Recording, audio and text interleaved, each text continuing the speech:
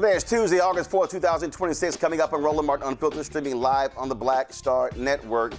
New Jersey Senator Cory Booker called out two fellow senators for giving away their votes for nothing before today's Senate Judiciary Committee over Donald Trump's personal attorney becoming the next Attorney General, Todd Blanche. Tarrant County, Texas. Y'all, they are mad. A black woman is running for county judge against a white Republican county judge. So what did they do? They slashed the number of polling locations almost in half. We'll show you some of what happened. I keep telling y'all they are coming after black people. Speaking of Texas, a new poll shows Texas voters prefer James Talarico in a huge way. We'll give you those numbers. In Colorado, a cop is facing murder charges for killing a black man during a 2025 traffic stop. The twice-impeached criminally convicted con man-in-chief, Donald Trump, has a lot to say about blue states, saying they're nasty and despicable. We'll show you how California responded. The Trump administration literally is forcing Haitian immigrants in Ohio to wear ankle monitors. Yeah, seriously. Also, black family, swimming, white woman, racist white woman, decides that she has the right to question them and demand their ID. Wait until we show you the video. In tonight's ShopBlackStarNetwork.com segment, jewelry with an African flair. Y'all, it's time to bring the funk on Roland Martin Unfiltered on the Black Star Network. Let's go. He's got it. Whatever the miss, he's on it. Whatever it is, he's got the scoop, the fact, the fine. And when it breaks, he's right on time and it's rolling. Best believe he's knowing. Putting it down from sports to news to politics. With entertainment just for kicks, he's rolling. It's on go, roll, y'all. It's Roland Martin, rolling with Roland now. He's funky, he's fresh, he's real, the best, you know he's Roland Martin now.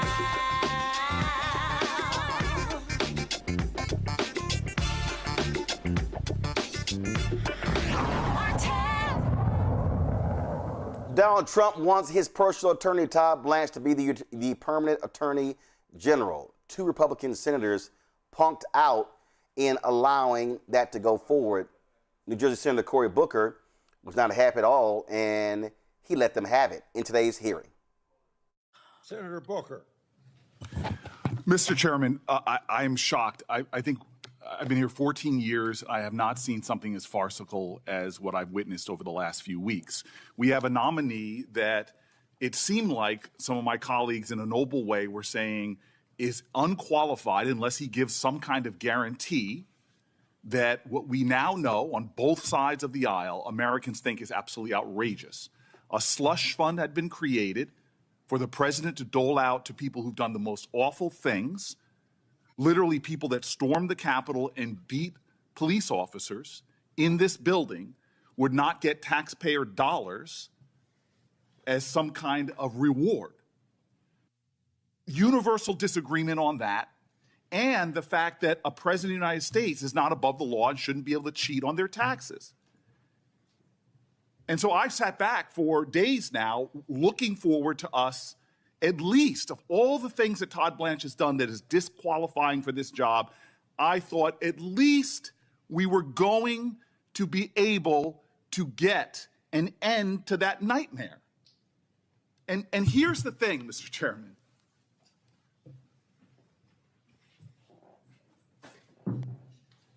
Here's the thing, Mr. Chairman. You even have conservatives coming out and saying these things are not worth the paper they're drawn on. I have a lot of respect for my colleagues, love the state of Texas, but I'm going to say it very clear. This is all hat and no cattle. It's hard for me to say this as a plant-based guy, but where's the beef? Where's the beef? This is ridiculous. We got nothing, no guarantees whatsoever that this slush fund still can't go forward. We got nothing that the president of the United States can't cheat on his taxes and have no accountability. Dear God, folks, it's not like we're talking about a president who is a saint. No president in the history of this country has been caught in tax cheating more than this one. A Pulitzer Prize winning documentation of his tax cheating came out in 2018. Pulitzer Prize. Donald Trump said, I'm going to sue you, it's all wrong. That suit was thrown out because the president is a tax cheat. But it didn't stop with that. He was a tax cheat with his nonprofit as well. He created a so-called charity, but what did he do with that charity? It was cited by the state of New York for self-dealing, for tax cheating, and was shut down. We have a known arsonist, and we have just in this committee given him a whole barrel full of gasoline to light on fire our tax laws and have no accountability for the conflagration. This is so ridiculous that we are sitting back here and allowing this to happen. A president that we know is a tax cheat. That is a fact. That is a fact. We have now just given him an immunity to his tax cheating. Now, here's an admission I'm going to make to my colleagues on the other side. We've had presidents that have done things that, to me, do not pass the smell test and do not pass the appearance of impropriety. I think this committee should pass a law that no children of presidents should be able to grift off their parents' office. To me, it is ridiculous the corruption that we have normalized in America, that presidents' children can go out and sit on boards and make money. That is wrong and that is corrupting. But they have become so obsessed with the millions that the Bidens have made that they have ignored completely the billions of dollars that the Trump family is making. That is like being obsessed and using a magnifying glass to study the stain on the living room carpet when behind you is a mountain of excrement covering the living room couch and coffee table.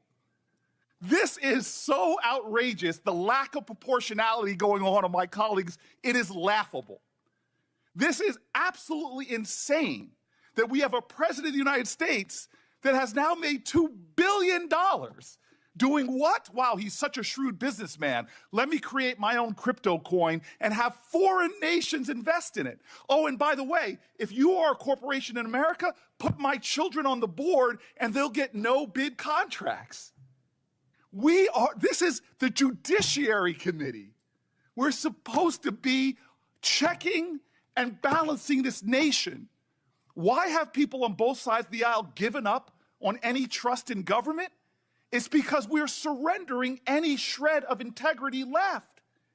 And now we're letting an attorney general become the highest law enforcement officer in the land and putting no holds whatsoever. I had hope for 2 weeks that we would get something.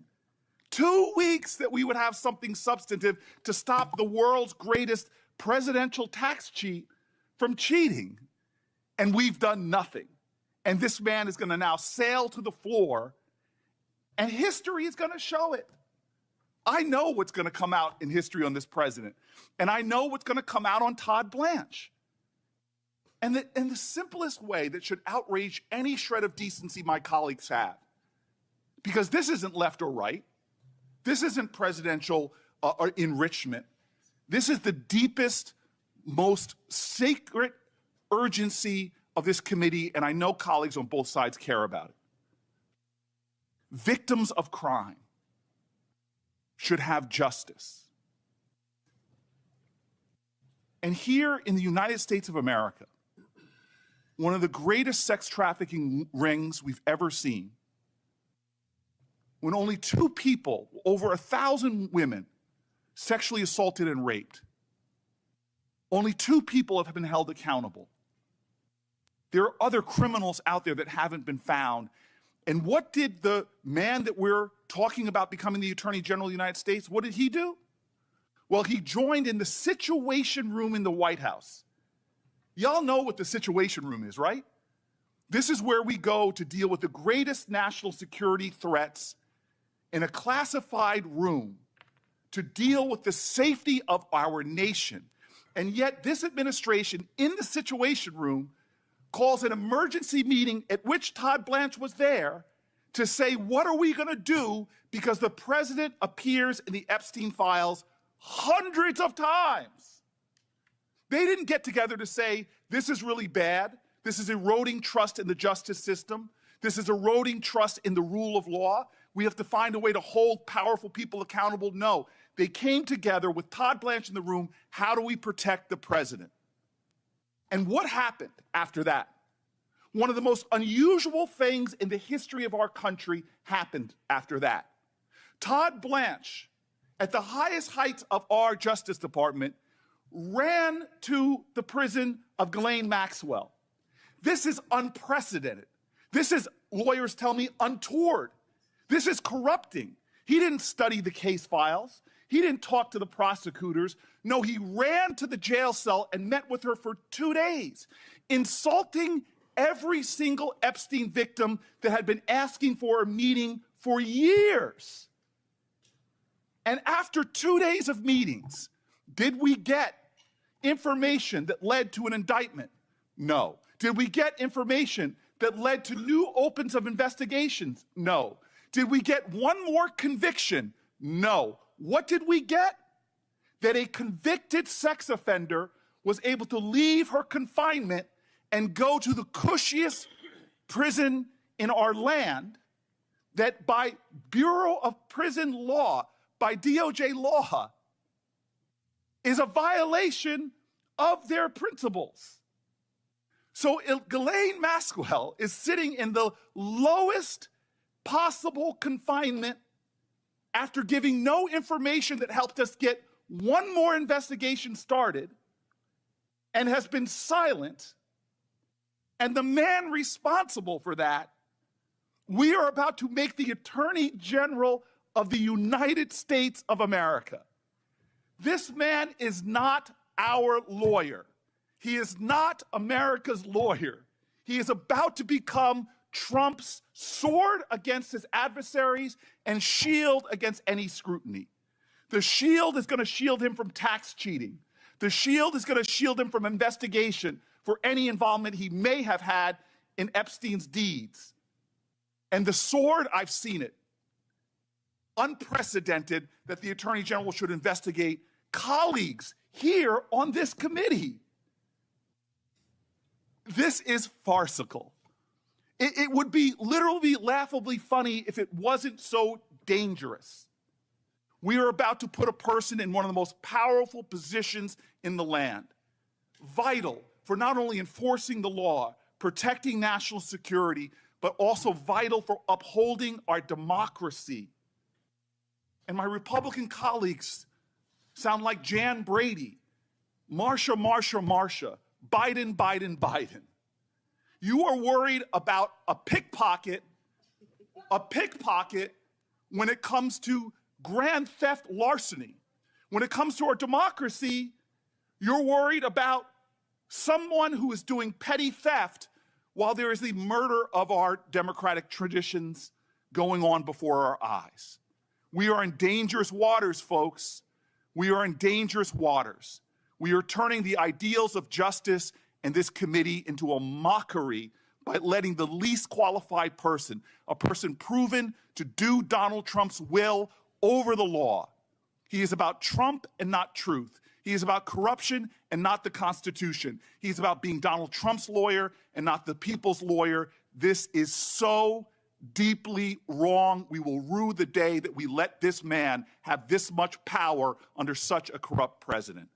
Thank you. All right, so if y'all want to see no profiles in courage, all you got to do is look at, so there were 2 Republican senators, Tom Tillis of North Carolina, who opted not to run for re-election because Donald Trump was going to oppose him and he was scared he was going to lose. Then there is John Cornyn of Texas, supposedly a strong bedrock Republican, former Supreme Court Justice in Texas. John Cornyn, had those 2, had Cornyn and Tillis voted no, that would have ended Todd Blanche. It would not have gone to the floor. Donald Trump has trashed both of them. He has treated both of them like they were children. He has pimped both of them. And they had an opportunity to actually stand up for their constituents. I'm a voter in Texas, so Cornyn. They had opportunity to say, no, we're not going to let the man, as Cory Booker just said, who met with Ghislaine Maxwell and she went to a cushy prison. We're not going to let that man who negotiated a slush fund for Trump, we're not going to let that man who signed a sweetheart deal with the IRS be the nation's top law enforcement officer. No. The two of them, they caved. And if you want to hear sheer stupidity, just listen to Tom Tillis and what he had to say. And you already know what you're about to hear. Well, what about Obama? What about Biden? Listen. If you want to talk about weaponization, take a look at the Biden administration. Take a look at the Obama administration. Take a look at Crossfire Hurricane. Take a look at the codes that Lois Lerner used in the IRS to target businesses to try and unbank them. Take a look at the prospective pardons on the way out the door that President Biden did for family members, for staff members in Congress. The bottom line is nobody is clean here. And until we start recognizing this behavior as bad, we're just going to one-up it. Maybe it's a little bit more intense in this administration than the last one, and that a little bit more intense than the prior administration, and so on and so forth. But folks, we've got to end this stuff. We do. I'm going to support Mr. Blanche's nomination, but what I hope I see out of him is a bending of the curve of this absurdity. The 86-47, some bonehead in North Carolina thinks that that's a crime. Well, they better damn sure have information to back it up, because if all it is a picture, that person should lose his job, his or her job. Similarly, the people who went after Republicans in the Biden administration should probably be disbarred or disciplined. So at the end of the day, don't act like you're standing on some sort of moral high ground if you start attacking this administration, because I can match you almost deed for deed. What I would like to see here is maybe people saying, look at it, instead of criticizing people on the other side of the aisle, why don't you go back and hold your own caucus and your conference to a higher standard? That's what I'm doing. That's what Senator Cornyn's doing, and that's what I think the American people want more of. And Mr. Chair, thank you for your patience. I know from time to time, I don't like delaying markups, but I thought that this was a very important one because we got to a good outcome. And I appreciate Mr. Blanche working in good faith, and I am prepared to vote yes today in his confirmation, or in moving his. Oh, so we need to end this, but I'm going to go ahead and vote for the crooked-ass Trump attorney. Okay, I got you, Tom Tillis. If you also want to see pure weakness, all you got to do is listen to this here. Y'all, I want you to understand, this is a sitting United States senator. You would think he's read the Constitution. You would think he understands that the House and the Senate have oversight of the executive and the judicial branch. But no, not John Cornyn. He is still kissing Donald Trump's ass. Listen. Was saying as recently as yesterday that he likes the idea of this fund, that he wants to find some way to pay these people. Does that concern you as someone who's tried to fight against getting this anti-weaponization fund in place? Well, there's nothing we could do to rein in the president when he said he likes the fund and he wishes it still exists, but the fact of the matter, it's dead. And that's all we could do under these circumstances. See you all. Thank you. Okay. He just said there's nothing we can do to rein in the president. You could have said, we're not going to give you your attorney general.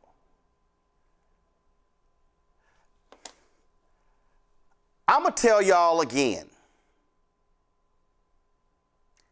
And maybe you didn't believe me the previous 1,276 times I said this. The Republican Party does not care about what's right. They care about power. And these people are not going to say no to Donald Trump. They are scared of him. And so all of y'all who are sitting here saying, I don't know if I'm not going to vote, I'm telling you what's going on here. If you do not go to the polls in November in massive numbers and defeat every MAGA candidate, you're going to see more of this in the next 2 years. And you thought the first 2 years were nuts. You ain't seen nothing yet. My panel, Dr. Mustafa Santiago Ali, former senior advisor for environmental justice at the EPA. Joining us from D.C., Joe Richardson, civil rights attorney from L.A., Brian Shapiro, host of Pushing the Limits out of L.A. as well. Let me go to you, Mustafa. Again, Senator John Kennedy didn't have the guts to say, I'm not supporting Robert F. Kennedy Jr. to be at HHS.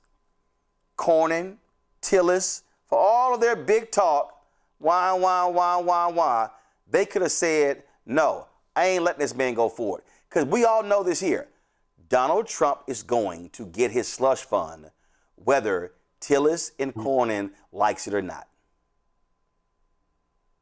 Yeah, and we should actually give it the proper name. It's reparations, for the privileged and reparations for insurrectionists. So I think we need to just make sure we put it in the proper context. I was not surprised with the outcome today, to be quite honest with you. Those words, I can't believe what you say because I see what you do, kept running through my mind. I was waiting for the shoe to drop because these individuals continue to do this. They're not interested in actually governing. Because if they were, they would do what's right for the American people. And this is not the right thing to do.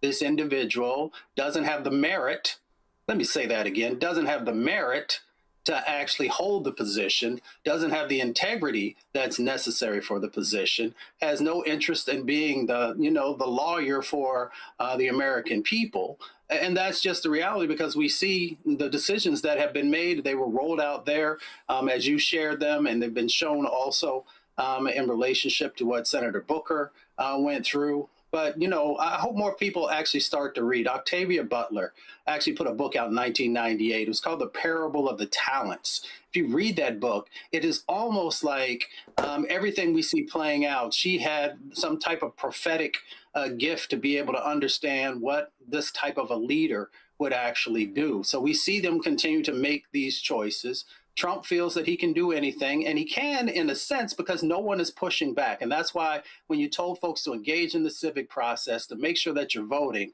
that is really the last sort of leverage or tool that you have to make sure that no longer will people continue to extract everything from our communities and continue to take that extraction and then to fill their own pockets.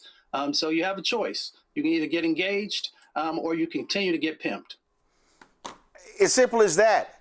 Brian, I said this here, Republican Party, no morals, no values, no principles, no ethics, no integrity, no credibility. They don't care. They want power, and they're going to do that. They don't want to tell this man no because Donald Trump, he is their Trojan horse. They get whatever they want. They know, hey, if you're corporate America, not a problem, Donald. How much money do you want? The Wall Street Journal had a massive story, y'all, that showed how this man is pimping companies. He misses them. He goes, hey, I need $25 million. Oh, you want your thing passed? Yeah, give me some money. He's doing that because the Supreme Court said whatever he does in the office of president, it's essentially legal. And so he's sitting here doing whatever he wants. These people do not care. And I'm telling Brian, people need to understand, I need these white progressives.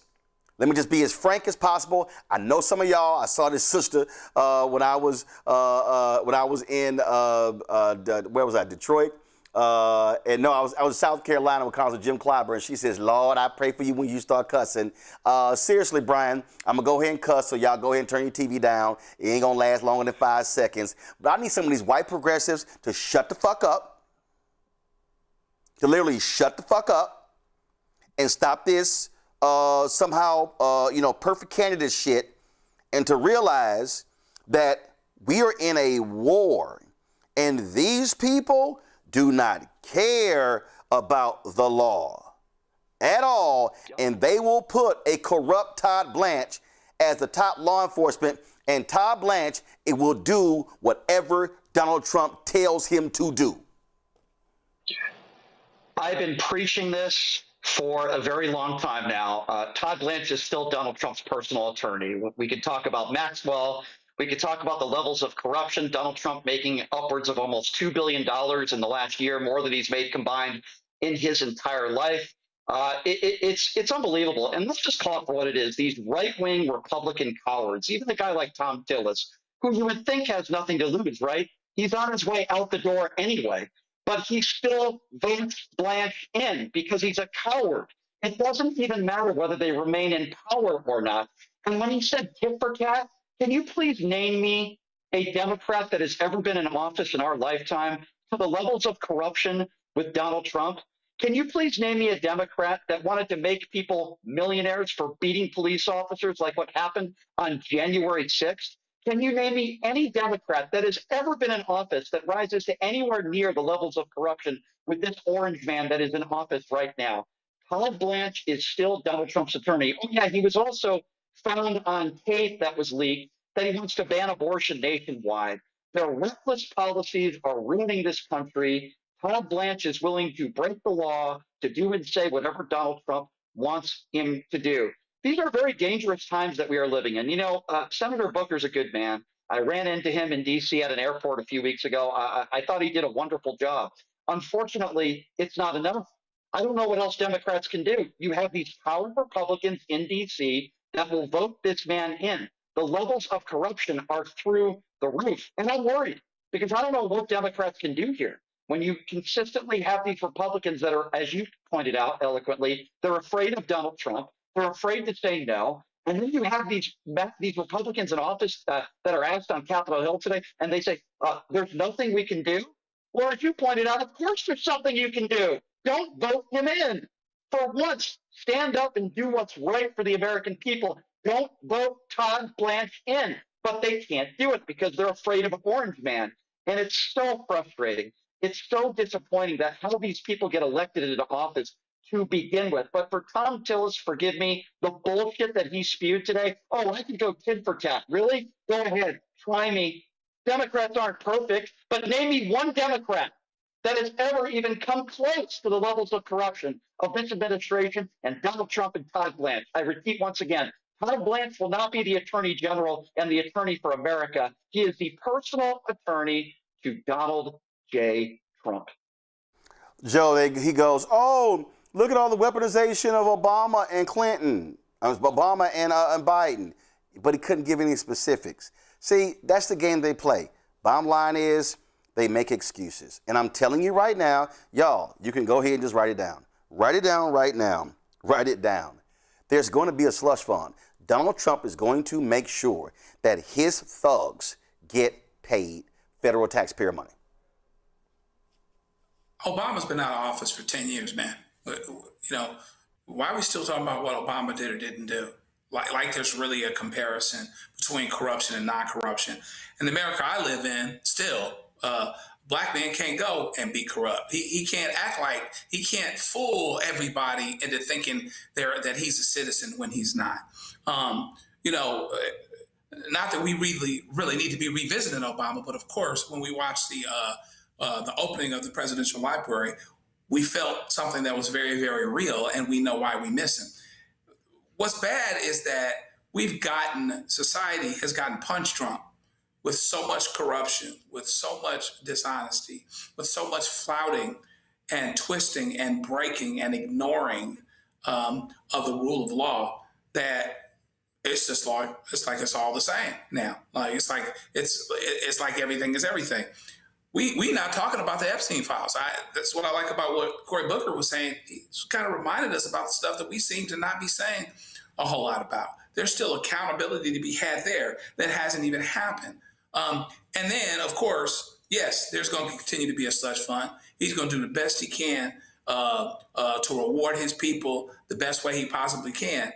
But even if that slush fund was gone, they can't even investigate or audit him or his sons. So that means that they can rob the country blind, and that's little people's money. That's not Elon Musk's money. Yep. That's regular folk money. Okay? So it's a problem all the way around. It continues to be, and it's amazing that Tillis and Cornyn, who are on their way out of office and would have, if they had any ego or pride, some gripes here, well, they could really stick it to Trump. It's funny to me that they didn't do it. So, I mean, it just lets you know what happens when people don't stand up. And so hopefully somebody gets a chance to stand up before too long and they really take advantage of it. No, they're not. They're not. Let me be real clear. The only way you stand up is people at the polls stand up. That's the only way you stand up. I'm telling you right now, the only way you stand up is by going to the polls and vote all these people out. And all of y'all people, I saw one of y'all in the chat talk about here's Roland shilling for Democrats. No, you idiot. I'm not shilling for Democrats. I'm actually shilling for people, for taxpayers. You got Donald Trump's kids, Don Jr. and Eric Trump, taking equity stakes in numerous companies, where the federal government gave one of Don Jr.'s companies a $600 million loan from the Pentagon Department. They're sitting here investing in drone companies, and all of a sudden, Donald Trump is talking about drones. They're investing in all kind of stuff. All of a sudden, he's discussing that. Donald Trump is trading stocks left and right. They are raping and pillaging the country. And some of y'all are sitting there going, oh my God, you're shilling for Democrats. Let me explain something to y'all, okay? All you simple Simons who clearly don't understand how politics goes. Do you understand that if Democrats get control of the Senate and or the House, they control the hearings. They control the investigations. They have subpoena power. Right now, Comer and Jordan and the folks in the Senate, they're like, yep, we're not going to have those hearings. That means that if Democrats control the House and the Senate, they get to call every administration official down to Capitol Hill. They can do it every single week saying, y'all are going to answer to all of this. RFK Jr., what happened to the people who were supposed to be inspecting our lettuce to ensure you don't get explosive diarrhea? Have any of y'all seen those hearings? No, you haven't. Now you get to have the hearing saying, I'm sorry, can y'all explain to me, Pete Hegseth, why you keep refusing to promote black people and women in the military, thus ending their careers? That's what happens when you have the power, okay? But you dumbasses who keep going with, oh my God, you're shilling for the Democrats, don't seem to understand if the MAGA controls the House and MAGA controls the Senate and MAGA controls the White House, there's not going to be any checks and balances because the right is scared to death of Donald Trump. Now do you understand what the hell is going on? The raping and pillaging is happening before our very eyes. Black people, there's a bullseye on every black woman, black man, black child when it comes to their policies. It's no lie. So you need to understand what's going on here. And I'm telling you, they're not going to stop. They're not. They want to, what? The report was they've already instituted 58%, or was it 63% of Project 2025. They want to do 100%. But some of y'all simple sounds, you're shilling for the Democrats. Okay, for any of y'all who say that, please show me exactly. I would just love to see how Republicans are advancing an agenda that's actually helping black people. Oh, I don't know. Let's see. Gas prices up. Beef is up.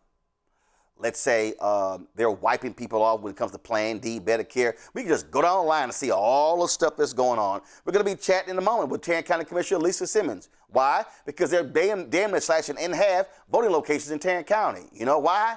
Because they don't want black folks there voting. They don't want white progressives voting because they've been losing elections. But you want to say, I'm shilling. Okay, we shall shill on. Going to a break here, watching Roland Martin Unfiltered on the Black Star Network. All right, folks, let me get personal for a second. My mom had questions about her Medicare, so she called Chapter, a Medicare advisory company, and she texted me right after saying it's a great benefit. It was easy. A real person walked her through the whole thing, and now she understands better what's going on. But it's not just her. A woman in Yonkers wrote in saying the process was so simple, the enrollment was easy, and she was so glad she called. Then there's Marilyn, 90 years old, in Florida, living on Social Security. Her premium climbed every single year north of $400 a month for coverage she could barely afford anymore. So what does she do? She called Chapter. They found her the same top-tier coverage for hundreds of dollars less. 90 years old, and finally somebody in her corner. I hear stories like that again and again from our community. The Medicare system was not built to work for you. Too much fine print, too many plans. Yet Chapter's advisors are independent and honest, the only Medicare advisors that compare every plan nationwide. They're focused on one thing, what actually works for you. If you're already in the right plan, they'll tell you. No games, and people who switched with Chapter saved an average of $1,100 a year. All it takes is 20 minutes. You talk to a real person, and it's completely free help. So call Chapter at 724-264-8281, 724-264-8281. That's Chapter. Let me ask you a question. Why do so many people seem to think they know black men so well? What they think we want, what they think we need. Hell, they even tried to tell us why and how we voted, but never had a conversation with us. Never asked us how we felt, what brings us joy, what makes us angry, what makes us scared. How do we live? That's what this show is about. No translation, because we don't need anybody speaking for us. We can speak for ourselves. This will be a show where we bring brothers on that you don't see on every other talk show. Nope. Brothers that are doing work in local communities with black men for black communities. We're going to hear each other and try to understand so perhaps we can move forward together. No translation, because we don't need anybody speaking for us. Nope. What we need is each other. No translation, right here on the Black Star Network. Check it out.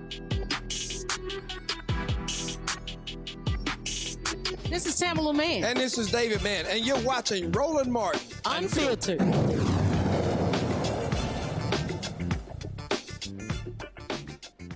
Colorado grand jury indicted a police officer for killing a black man during the 2025 traffic stop.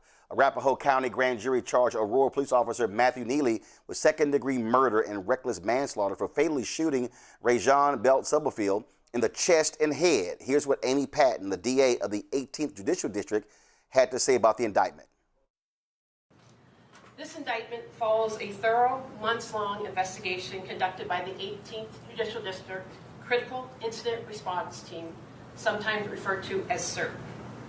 CIRT is a multidisciplinary team responsible for independently investigating officer-involved shootings and other critical use of force incidents that occur within Arapahoe County. After completing its investigation, the team presented the evidence to my office.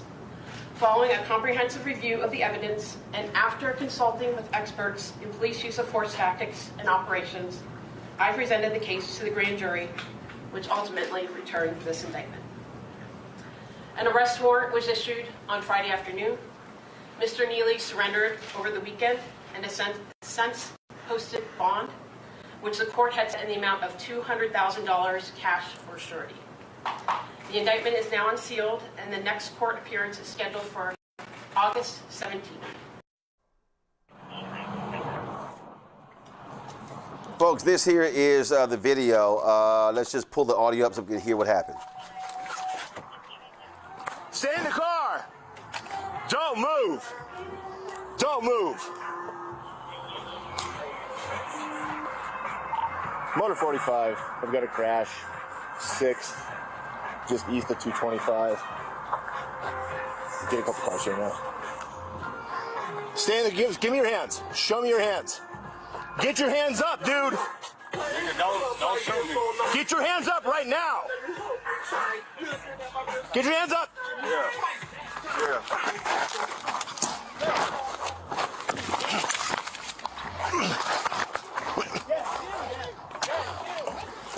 Get on the ground. Get on the ground. Get away from that motherfucking gun. Get on the ground now. Get that nigga. Get on the ground now. Get that shit. Get that shit. Get that shit. I'll shoot you. Get that shit. Get that shit. Chill. No. Get that shit. No, Dad, chill. Get that shit. Officer, chill. Dad. Get that shit. Get on the ground. Get that shit. Get on the ground. Oh, yeah. Chill. So, you ready for this? You ready for this? Get on the ground. You ready for this? You ready for this, huh? You ready for this, huh? Get on the ground. You ready for this?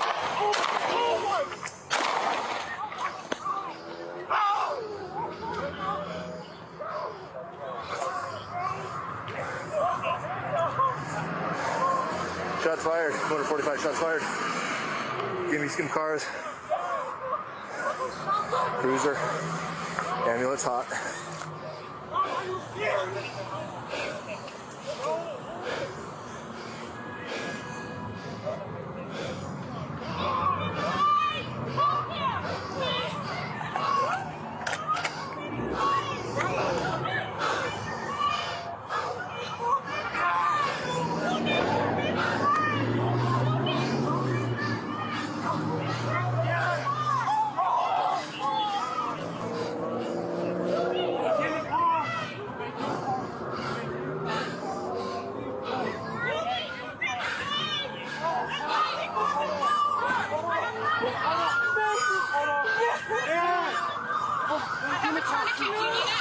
No.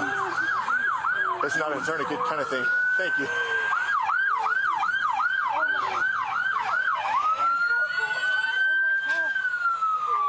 Stay there. Hey, hey! Get over there behind us. There's a gun over there. Behind the boxes. Shut it all down. Sable, westbound, highway, eastbound.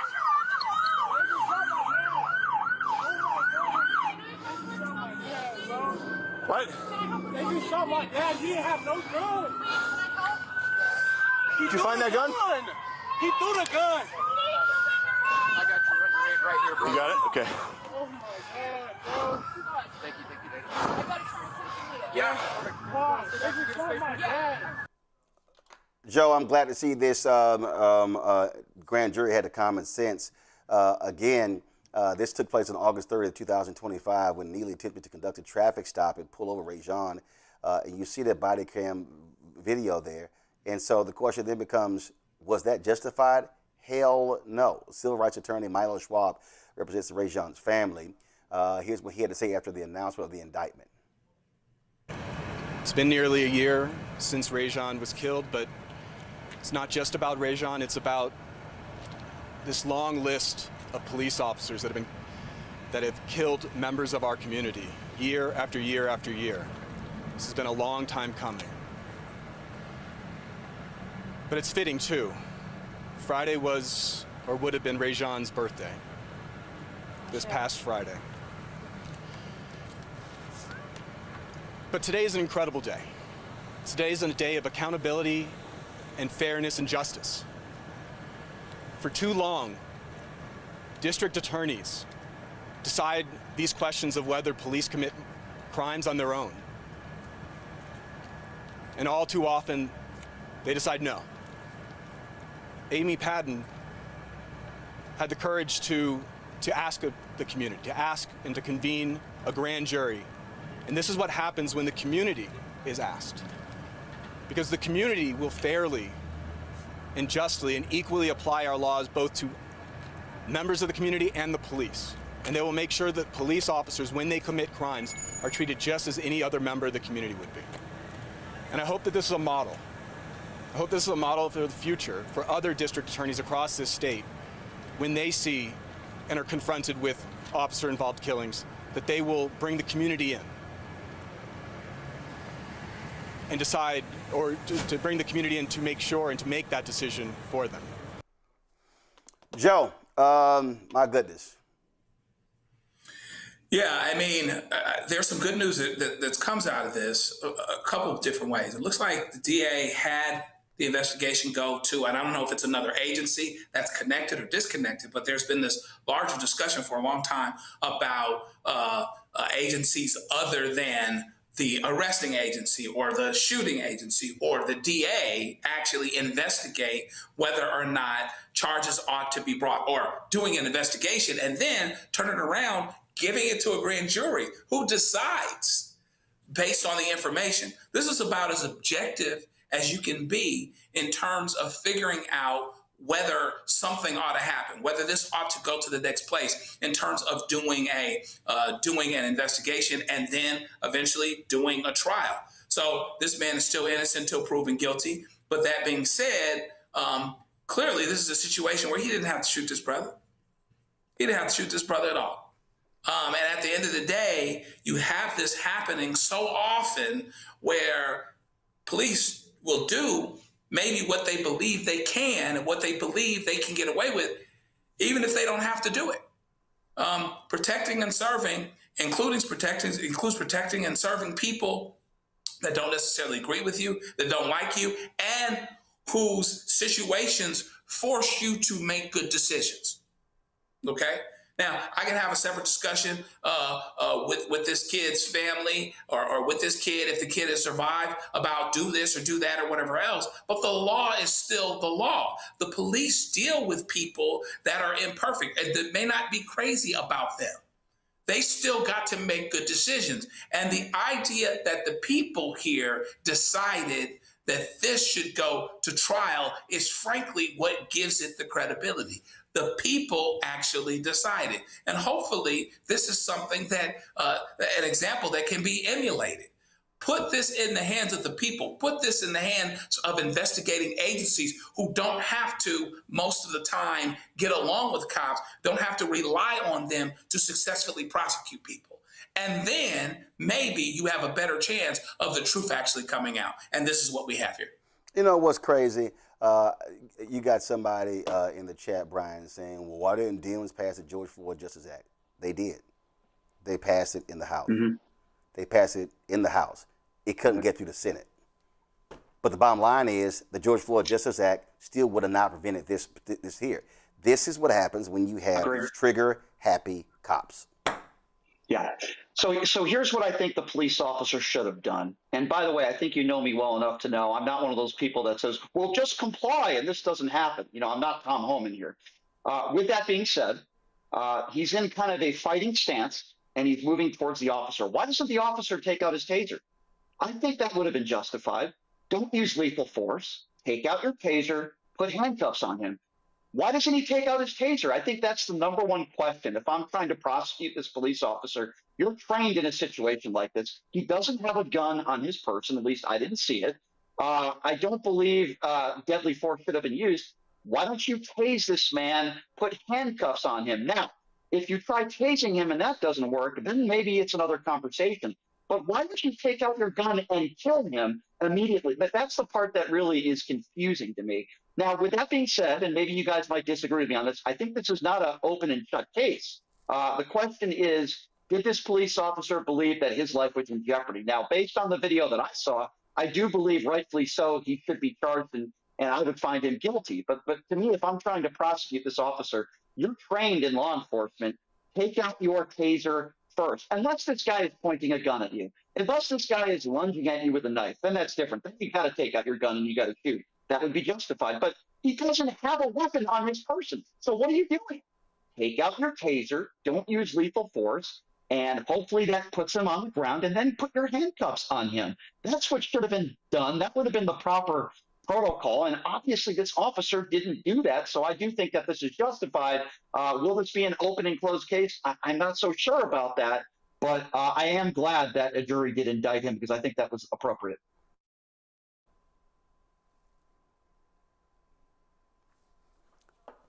Mustafa?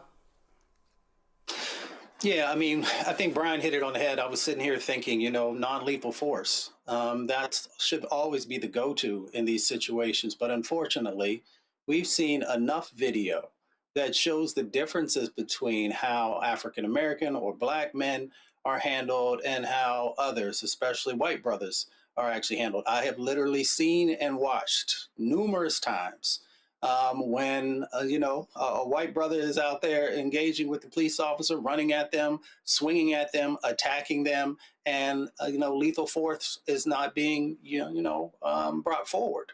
But it is a different situation. So we don't have to just talk about what we've seen on video. There are literally studies out there that show the difference, between what happens with Black folks and white folks in these types of situations. And unfortunately, Black folks often lose their lives when guns are drawn and when police officers feel that they are in a threatened situation. Now, we can unpack that because there's also a psychological component to that where we are seen as a threat, even when we don't have a weapon. So there are lots of different complexities here, but it comes down really simply to, we are often dehumanized and are seen as more violent and a greater threat than others. And therefore, people often pull the trigger on us when they give others a pass. Indeed, indeed. All right, folks, so we're going to go to a break. We come back. We want to talk with the Tarrant County Commissioner, Elisa Simmons. Now, remember, they gerrymandered her seat out. Republicans did, because they wanted not 3-2 majority, 4-1 majority. She's now running for county judge. Now the white Republican county judge, he is slashing almost in half polling locations. They're trying to rig the election, y'all, right before our very eyes. You're watching Roland Martin Unfiltered on the Black Star Network. Support the work that we do. Join our Brain and Funk fan club. You want to contribute via Cash App, use a Stripe QR code. You also have this for credit cards as well. If you're listening, go to blackstarnetwork.com for ways to give. Checks and money order, make it payable to Roland Martin Unfiltered. P.O. Box 57196, Washington, D.C. 20037-0196. PayPal's R Martin Unfiltered, Venmo RM Unfiltered, Zelle, Roland at RolandSMartin.com, Roland at RolandMartinUnfiltered.com. We'll be right back.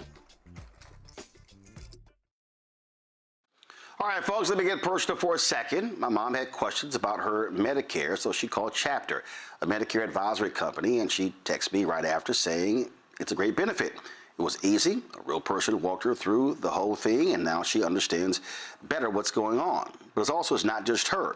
A woman in Yonkers wrote in saying the process was so simple, the enrollment was easy, and she was so glad she called. Then there's Marilyn, 90 years old, in Florida, living on Social Security. Her premium climbed every single year north of $400 a month for coverage she could barely afford anymore. So what does she do? She called Chapter. They found her the same top-tier coverage for hundreds of dollars less. 90 years old, and finally somebody in her corner. I hear stories like that again and again from our community. The Medicare system was not built to work for you. Too much fine print, too many plans. Yet Chapter's advisors are independent and honest, the only Medicare advisors that compare every plan nationwide. They're focused on one thing, what actually works for you. If you're already in the right plan, they'll tell you. No games, and people who switched with Chapter saved an average of $1,100 a year. All it takes is 20 minutes. You talk to a real person, and it's completely free help. So call Chapter at 724-264-8281, 724-264-8281. That's Chapter. Let me ask you a question. Why do so many people seem to think they know black men so well? What they think we want, what they think we need. Hell, they even tried to tell us why and how we voted, and never had a conversation with us. Never asked us how we felt, what brings us joy, what makes us angry, what makes us scared. How do we live? That's what this show is about. No translation, because we don't need anybody speaking for us. We can speak for ourselves. This will be a show where we bring brothers on that you don't see on every other talk show. Nope. Brothers that are doing work in local communities with black men for black communities. We're going to hear each other and try to understand, so perhaps we can move forward together. No translation, because we don't need anybody speaking for us. Nope. What we need is each other. No translation, right here on the Black Star Network. Check it out. Now that Roland Martin is willing to give me the blueprint, hey, Cyrus, I need to go to Tyler Perry and get another blueprint because I need some green money. The only way I can do what I'm doing, I need to make some money. So you'll see me working with Roland. Matter of fact, it's the Roland Martin and Cheryl Underwood show. Well, should it be the Cheryl Underwood show and the Roland Martin show? Well, whatever show it's going to be good.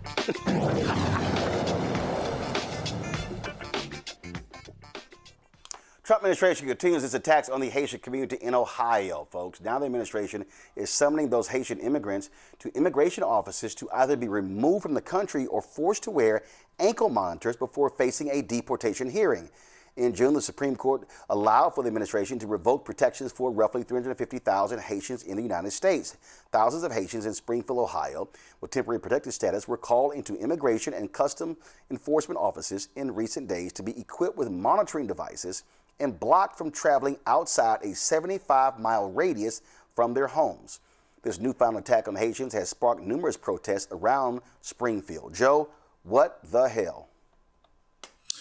Yeah, this is nuts. This is a complete attempt to dehumanize these individuals. Now, as a practical matter, it would be interesting to see what these communities would do economically. Often, it's the immigrant community that is the bolster and the rock or the bedrock foundation economically of some of these communities. So, it's interesting. They might mess around and get what they wish for. I'm sure the lawsuit's coming. It ought to be. And we'll see where it can go down the road because what they're doing is not, it's not what it needs to be. All right. The dehumanization, making certain people less than, and continuing to perpetuate this charade as if somehow putting a ankle bracelet on a law-abiding citizen actually makes you more safe. It's absolutely nuts. But they have to be careful. Just like I said, they might mess around and get what they wish for. If they don't have the economic power that immigrants in general, not the least of which are Haitian immigrants in this particular situation, in these particular places, that place in Ohio, places in other states, if they don't have that economic foundation, a lot of those communities will not survive. So they better hope that they don't get what they wish for. Hopefully people wake up to this terrible, terrible thing, and they respond the way they need to at the polls, and with economic, with an economic effect. Maybe a boycott, maybe something that forces them to think, okay, you want to do without them, you'll do without us. Now support yourself, and we'll see what happens then. Listen, I made it clear this administration is racist, Mustafa. They only want white people coming into this country. They only want white refugees. Donald Trump has literally said it. This is not all, this is your opinion. He's literally said it. Right. And Joe's right. He talked about dehumanization, but this is deeper than that. This is about psychological submission. It's about physical torment. It is about bringing forward the tools of the past. Let me unpack what I mean by that. I'm not Greg Carr, but I know a little bit. It is, Black folks through our history, remember when we had to actually wear, you had these punishment collars, you had these bells that would ring. They did that, make sure that you were, getting in alignment with what their program was at that time.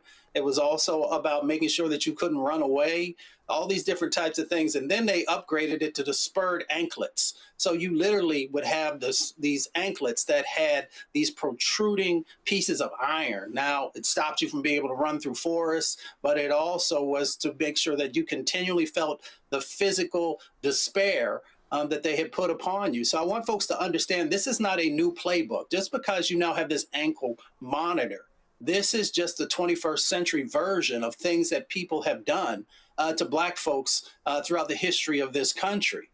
So yes, Joe's right. We should be making sure that we have economic boycotts or making sure that we're utilizing, our financial power to address these types of things. Yes, we got to make sure that we're voting so you don't have these types of individuals who continue to bring forward these very antiquated, evil sets of actions.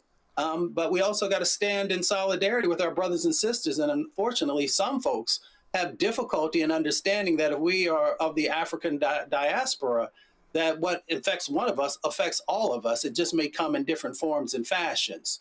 So now is the moment to make sure that we're doing the right thing.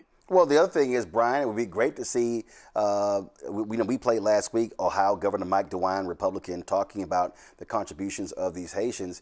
It would be great to see other Republicans in that state speak up, because the reality is those Haitian immigrants saved Springfield. But, Jim Jordan won't say jack. J.D. Vance spread those lies as well. And so here's what's going to happen. They're going to sit here and do, it's going to be FAFO. And guess what, Springfield, Ohio? When your city dies economically, and then when all of a sudden your homes are not being bought, jobs not being taken, and your sales tax receipts actually drop, then y'all might be thinking about those Haitians.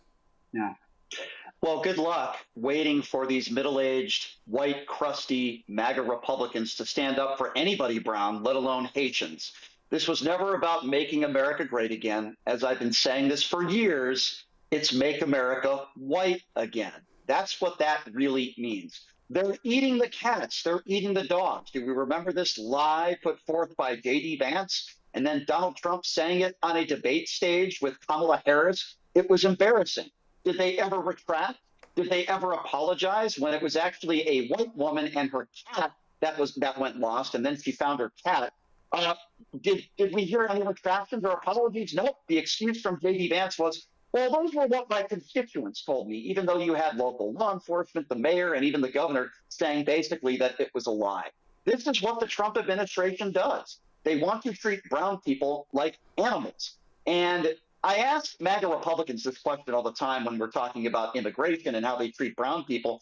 Why is it that the Trump administration has welcomed with open arms 100% white people from South Africa that are seeking asylum, but they haven't done that for one brown person? It's funny, I still haven't received a real answer from any of these people, but I think we all know what the real answer is, because this is a racist administration, because this man, Donald J. Trump, has been a racist his entire life. We could go back to the thousands of discrimination lawsuits that he had to pay out in Manhattan. The man's own father was arrested at a Klan rally. So that's what this administration is all about. I would love to see some Republicans out there defend some of these Haitians. I think they're wonderful people. They're great for their communities. But I think we're going to be waiting a very long time until we actually see some of these Republicans step up when it comes to this or anything else involving racial relations. Yeah, I mean, it's who they are. This is the nonsense that they do, and it shows you in terms of their actions and how nonsensical they are. And of course, they're being led by an absolute imbecile.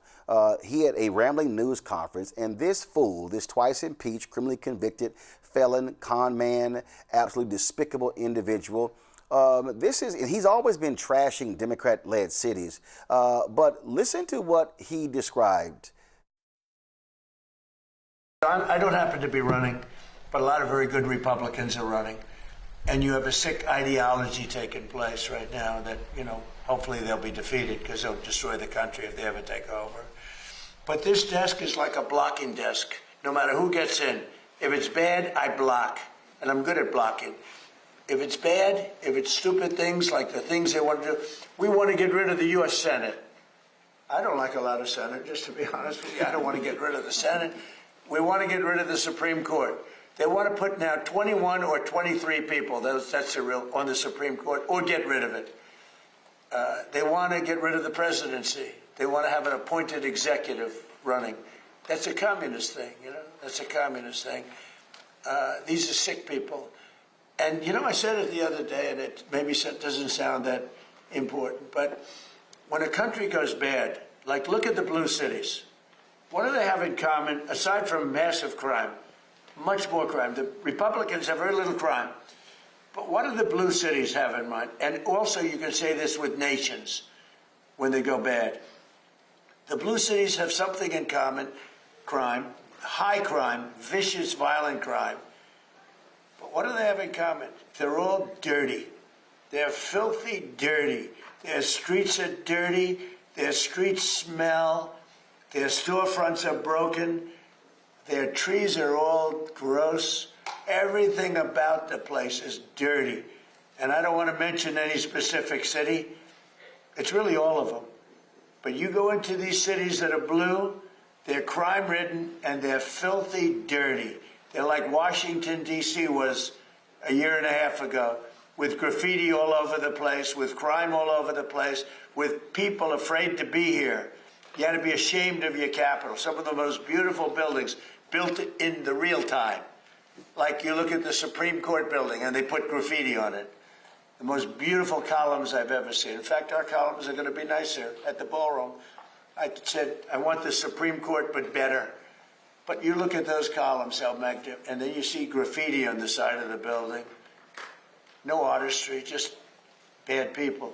But the one thing they all have in common, crime, the two things, crime, but they're disgusting. They're filthy dirty. The streets are dirty. They have people lying all over the street doing you know what. They're all the same. And this is what we're going to put in it. Not going to happen in our country.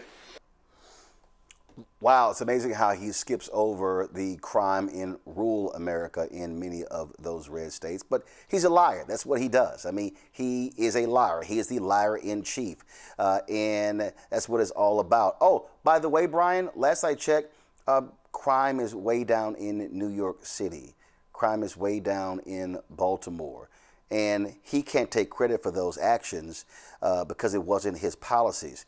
But this is who this man is. He is despicable. And the things that he's, I mean, again, and this also goes to show you how shameful the right wing is. If Biden, if Obama, I mean, my God, we saw what happened when Obama said that the Cambridge, Massachusetts police acted stupidly in arresting Skip Gates after he identified himself, how they just lost their minds. Obama had to have a damn beer summit with the cop and Skip Gates. Yet, then they acted a fool with Hillary Clinton saying deplorable, but it's amazing, right-wing media, it's just so quiet when the filth comes out of this fool's mouth. Yeah, and that's why I say right-wing media is so dangerous. If you watch Fox News, they'll constantly show black people committing crimes. They'll paint the picture that black people are the only people in society that commit crimes.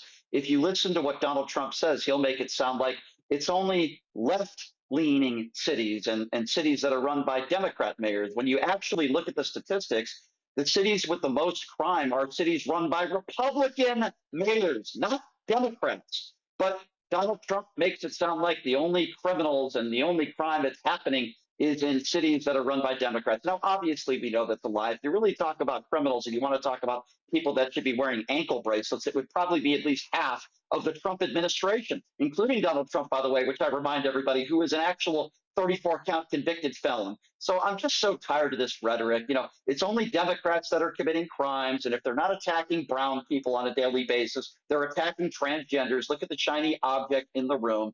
But the real criminals are the ones that are in the White House right now and some of the biggest crime-ridden cities and states. You know, you'll never hear him talking about Florida. You'll never hear him talking about Memphis, Tennessee. You'll never hear him talking about cities that are run by Republicans where you have rampant crime. But no, if you listen to Donald Trump, it's only the Democrats. It's only the Democrats that are committing the crime. It's only the brown people that are committing the crime. And again, I'm not making that up. Watch right-wing media, OAN, Newsmax, Fox News. They'll paint the picture that it's only undocumented immigrants and brown people that are committing crimes in this country. You'll see it on social media, even from conservatives that are black. You know, Tatum is another guy who I go after all the time because they make money off of stupid white MAGA supporters. They'll go on social media, and as a black man, he'll go on Twitter and he'll show videos of only black people committing crimes. And as I always post on social media, I'll say it's the daily post of showing black people committing crimes because the white MAGA supporters eat it up. Just like when Donald Trump blames Democrats for all of your problems, the stupid white MAGA supporters eat it up. And quite frankly, I'm tired of it because it's not true. It's dangerous. And for ill-informed people, they paint the picture that it's only Democrats and it's only brown people that are committing all the crime in this country, where that couldn't be the furthest from the truth. I guess, Mustafa, the only thing really smelly is sitting behind Donald Trump at a funeral. I'm gonna leave that one alone. I do know that he continues to make the swamp swampier. I'm real clear about that. I'm also real clear that whenever he opens his mouth, it sounds like he doesn't have any idea what the hell he's talking about. So let's just unpack that. So let's talk about federal buildings and graffiti. How in the world are you going to have graffiti on federal buildings when you got cameras everywhere and you got guards walking around 24/7, making sure that there are no crimes that are being committed or no one is in a location where they're not supposed to be? You know, in relationship to blue cities, let's just be clear that many of those blue cities are actually the drivers of our economy. So they're actually covering the cost for everybody across our country, but he never wants to talk about that. Let's talk about the fact that if it's not part of a campaign trail, there's a whole lot of places across this country that he's never been because he's never seen any value in actually being there. And if you have not spent time on the ground with folks, you have no reason to actually be talking about their particular cities or their communities because you have no way of validating what you're saying besides what you're picking up on social media and picking up from stations that have no interest in actually telling the truth about what America looks like. The last thing that I'll say is a president is supposed to be someone who's pulling the country together and not being a divider. And every time he says something, he divides the nation, which makes us weaker, makes us more vulnerable. So a good president would actually be focusing upon all of the positive things that are going on and finding solutions wherever there might be gaps and work that still needs to be done. Joe. down in LA and crime is down in Chicago. And to Mustafa's points, blue cities and blue states pay the bills. So don't bite the hand that feeds you. You know, they can sit, it's just amazing. The idea that this gets any press at all, you know, what he said is just so ridiculous. It's like, there's nothing presidential about it. Like, why would he say this? This doesn't make any sense. Why would people jump on that and really treat that like it's gospel and listen to it and actually value it as if something is actually being contributed? So it's crazy, you know, and it would be laughable if so much wasn't being undone and so much wasn't being destroyed in the meantime that could take generations to bring back. So, you know, clearly, you know, he can red blue cities if he wants to, but the city that he spent the most time in and that he seems to want to be revered by is a blue city, and it'll always be a blue city. And it just got bluer from what I can tell by electing the current mayor. So he can say that if he wants to. Meanwhile, back at the ranch, we'll just keep paying the bills. All right, folks, hold tight 1 second. We come back. We're going to check with Tarrant County Commissioner Elisa Simmons about the latest attack on voting rights by MAGA Republicans in Texas. You're watching Roland Martin Unfiltered on the Black Star Network. All right, folks, let me get personal for a second. My mom had questions about her Medicare, so she called Chapter, a Medicare advisory company, and she texted me right after saying it's a great benefit. It was easy. A real person walked her through the whole thing, and now she understands better what's going on. But it's not just her. A woman in Yonkers wrote in saying the process was so simple, the enrollment was easy, and she was so glad she called. Then there's Marilyn, 90 years old, in Florida, living on Social Security. Her premium climbed every single year north of $400 a month for coverage she could barely afford anymore. So what does she do? She called Chapter. They found her the same top-tier coverage for hundreds of dollars less. 90 years old, and finally somebody in her corner. I hear stories like that again and again from our community. The Medicare system was not built to work for you. Too much fine print, too many plans. Yet Chapter's advisors are independent and honest, the only Medicare advisors that compare every plan nationwide. They're focused on one thing, what actually works for you. If you're already in the right plan, they'll tell you. No games. People who switched with Chapter saved an average of $1,100 a year. All it takes is 20 minutes. You talk to a real person, and it's completely free help. So call Chapter at 724-264-8281, 724-264-8281. That's Chapter. Let me ask you a question. Why do so many people seem to think they know black men so well? What they think we want, what they think we need. Hell, they even tried to tell us why and how we voted, but never had a conversation with us. Never asked us how we felt, what brings us joy, what makes us angry, what makes us scared. How do we live? That's what this show is about. No translation, because we don't need anybody speaking for us. We can speak for ourselves. This will be a show where we bring brothers on that you don't see on every other talk show. Nope. Brothers that are doing work in local communities with black men for black communities. We're going to hear each other and try to understand so perhaps we can move forward together. No translation, because we don't need anybody speaking for us. Nope. What we need is each other. No translation, right here on the Black Star Network. Check it out. Melanie Campbell, National Coalition on Black Civic Participation and Black Women's Roundtable. And we are watching Roland Martin Unfiltered all day, every day, 24/7. Spread the word.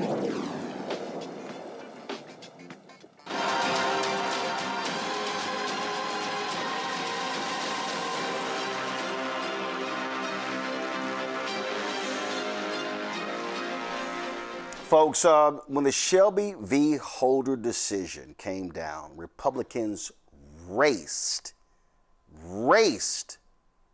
to start rigging elections. What did they first start doing? Cutting polling locations, enacting voter ID laws, making it harder to vote. Well, in Tarrant County, Texas, the last large county in Texas that's red, the MAGA Republican commissioners held a hearing to consider a proposal to slash polling locations ahead of November's midterm elections. Now let me say it again. This is one of the largest counties in Texas. Now, for now, the motion is tabled, but if the decision is approved, residents could see a nearly 50% fewer polling locations. What does that mean? Massive lines. That means long wait times. They would go from 316 sites in the last midterm, 2022, to 176 for this year. Early voting locations would be also cut from 50 to 42. Those who oppose the plan say the move would make it harder for Tarrant County's 1.3 million registered voters to cast a ballot. They say the move would be especially harmful to communities of color who stand to lose the most polling places compared to other demographic groups. Proponents say midterms often see lower turnout and the cuts would save the county money. The commissioners questioned election administrator Clint Ludwig about his suggestion to cut polling places. Tarrant County currently has 707 election precincts. Correct.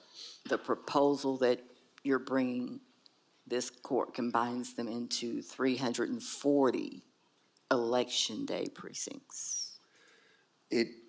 Yes, it does, but it doesn't change the election numbers, nor will it change any reporting. So all precincts are still reported as the individual precinct number. So it just affects the calculation when it comes to polling locations. Or if we had been precinct-based, that would be the 340 precincts that we would have to, those combined precincts, that geographic area would be where we would have to have a polling location.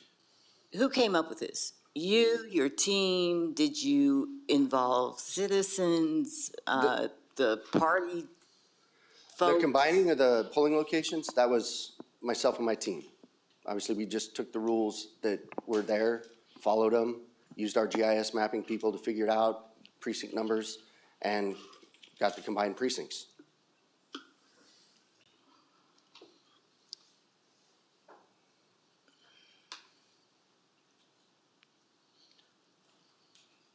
And you have a precinct by precinct analysis of how you, what I don't have is your methodology. Oh yeah, we just sort of just did it. Last year, the Tarrant County Commissioners Court, a Republican majority, voted to cut more than 100 election day voting sites. Remember, they also gerrymandered there because they had a 3-2 majority, and so what they did was they eliminated the commissioner's seat of my next guest, Commissioner Elisa Simmons, who's actually running for Tarrant County judge. She joins us right now. So I know you're sitting there going, seriously, y'all think I'm supposed to believe this bullshit? Correct. Full of shit. That county judge that I am sitting next to directed that elections administrator to cut those polling places. Ain't nobody stupid. I mean, that guy did not come up with that on his own without consulting any one of the 5 commissioners. Come on, stop it. What happened today, we had so much public participation. I mean, we had 2 overflow rooms, that unhinged county judge who is so emotional. You know, we're the commissioner's court where you can't clap or you can't say amen or you can't go, if somebody makes a good comment. He throws my constituents out. And so today he was throwing people out left and right, and he emptied the entire chamber. And I think it finally clicked for him, like, what have I done? And so he started backpedaling, and he started throwing that elections administrator under the bus and saying, well, I didn't expect this many cuts, and nobody consulted me. I said, ain't this some shit? These people have driven me nuts. You're going to go from 316 election day polling sites down to 176. Now, when he presented that, were cut. When he presented that, did he show where the cuts would be? Oh, did we lose Commissioner? All right, did we lose the Commissioner? Okay, all right, y'all. So let me do this here. Let's go to a break and let's get her back because I want to really hear. First of all, pull that video up right now. So this is the video y'all, she told y'all it was packed. And then you just heard her say how the county judge damn near emptied the whole place. And see, somebody in the YouTube chat said that place should have been packed. Y'all, it was packed. But as you heard her say, he wiped people out. He ran them out of the room. That's what he does. And so, but I also need to put this into context, y'all. A month from now, we're going to be celebrating our 8th anniversary of Rolling Martin Unfiltered. Do y'all understand that the Tarrant County District Attorney continues to try to put Crystal Mason in prison? That's what's happening in Tarrant County. Do y'all understand how many people who have died in the Tarrant County jail? I need y'all to understand. Y'all, Tarrant County leadership, Tarrant County's MAGA leadership is heinous. No accountability whatsoever. We got the commissioner back, and you were describing. So what I was asking you is, so did the elections administrator show where are most of the cuts? Are they in black neighborhoods? Are they in Latino neighborhoods? Yes. Yes. I had him send me the list earlier last week. Send me the list of our 2022 election day polling places. That was the last midterm, right? Comparatively to the 2026, I said, you send me the list of what you cut. I'm not about to go in there and look. You send me the list of what you cut. Poly, Stop Six, Como, Northside, black and Hispanic neighborhoods. So yes, 100%. And then I live in a mixed area, mostly white people. They cut the 6 polling places near my house, near my precinct, down to 2. What? Y'all done cut the white people polling place.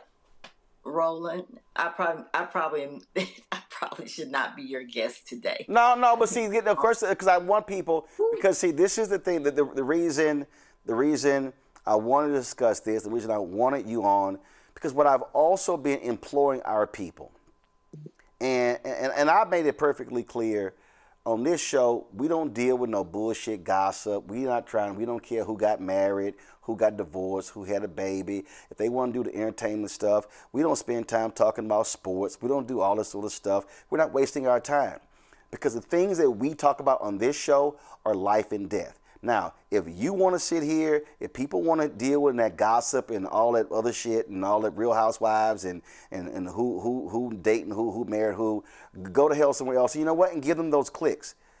But what we're talking about here, literally, I need people to understand what I'm saying. It's life and death. It's life and death. There are families in Tarrant County right now who are in mourning because their loved ones have died in that Tarrant County jail. And that judge, what's his name? The guy you running against? Oh, Judge Tim O'Hare. Yeah, Tim O'Hare. Executive. In Texas, we call him a county judge. Yeah, Tim O'Hare hasn't done a damn thing. The MAGA sheriff hasn't done a damn thing. You got this right-wing crazed DA, what's his name? Bill Sorrells, that his punk ass was, I had him there today to talk about this election integrity task. And isn't he on the ballot in November? No. Yes, he is. And we have a sister running against him, and she's cold. Okay, so Kara, get her on the show. The reason I want all to explain, because, and I said this months ago when I said that the AKs, you remember, the Alphas, the D9, all these groups, there should be a massive black mobilization happening in Tarrant County, because people are dying. They are dying. And so when you talk about cutting polling locations, what they're trying to do is to keep folk from voting, because let's be real, I want you to explain to the people, because they are scared. Those special elections that y'all had in Tarrant County, they are seeing Democratic turnout. They're seeing, those were white folks. Those were white folks who were mad with those Moms for Liberty people and the crap they were doing with banning books and stuff along those lines. And they said enough. So Tim O'Hare and Soros, they are scared to death that they are going to lose in November, and that's why they cut these locations. That's why they're proposing to cut these locations. Yes. Look, I'm going to go to the jail desk for just a second. In June, June, I had 3 jail deaths in 4 days. Hear me. June 15th, June 16th, June 8th, I had 3 jail deaths in 4 days. And then 7 days later, I had a 4th. This is in June. So in 10 days, in the Tarrant County Jail, I had 4 jail deaths. 2 of them, they took the shackles off and released them on their deathbed to say that they were not in custody deaths. That is the kind of leadership I am dealing with here in Tarrant County, almost by myself on that commissioner's court. Thank God for the activists and advocates that I work with daily. They are white, they're Latino, they are Black, and I work with them. I am the people. And so we were able to get out there today. They knew, I told them that, hey, the lists are going to be voted upon on Tuesday, and they mobilized. And I give them a lot of credit for coming down there. We had, 156 speakers. We had, lots more, hundreds more that sent in comments, and they just let my colleagues have it today. But this is important. These people are cutting us out in our primary. So my Democratic primary, we had 40,000 more people vote than the Republicans had in their primary. They are scared. And before that, we had that Senate District 9 race with Taylor Rimmet, a white union guy, really great guy, up against 2 Republicans with millions of dollars. I think Taylor raised $100,000.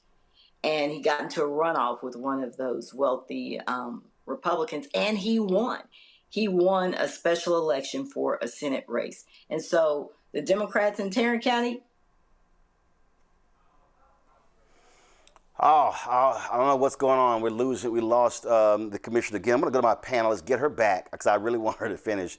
The reason we're harping on this, because, again, Mustafa, I need people to see how they're trying to rig elections. Trump keeps yelling about how elections got rigged. He has no proof. What they're doing is, this is how they're actually doing. I think we got Commissioner back. So, Commissioner, you were making a point. Go ahead. Yes.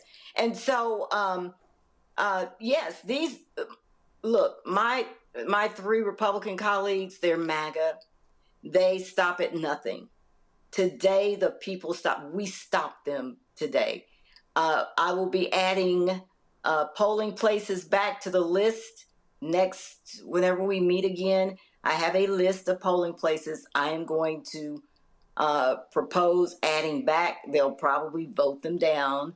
They may add 1 or 2 from their communities, Southlake and Keller and places like that. But I am going to, I'll probably have a list of 30 that I'm going to try to add back. It is just ridiculous, the depths that these guys go to. They cannot win. He is not going to beat me. I guarantee it. He is not going to beat me. I'm not a rah-rah cheerleader chick. I'm just telling you what our polls show, what his polls show, and his leadership and how loathed he is in Dallas-Fort Worth. So I'm going to beat him. They're going to try and cheat. Yeah, listen, they're gonna try all they can to rig. And again, I need people to understand. I'm trying to paint a broader picture. We're talking about them cutting polling locations, but I need people to understand what is literally happening in this county under Republicans. Look, they're in power.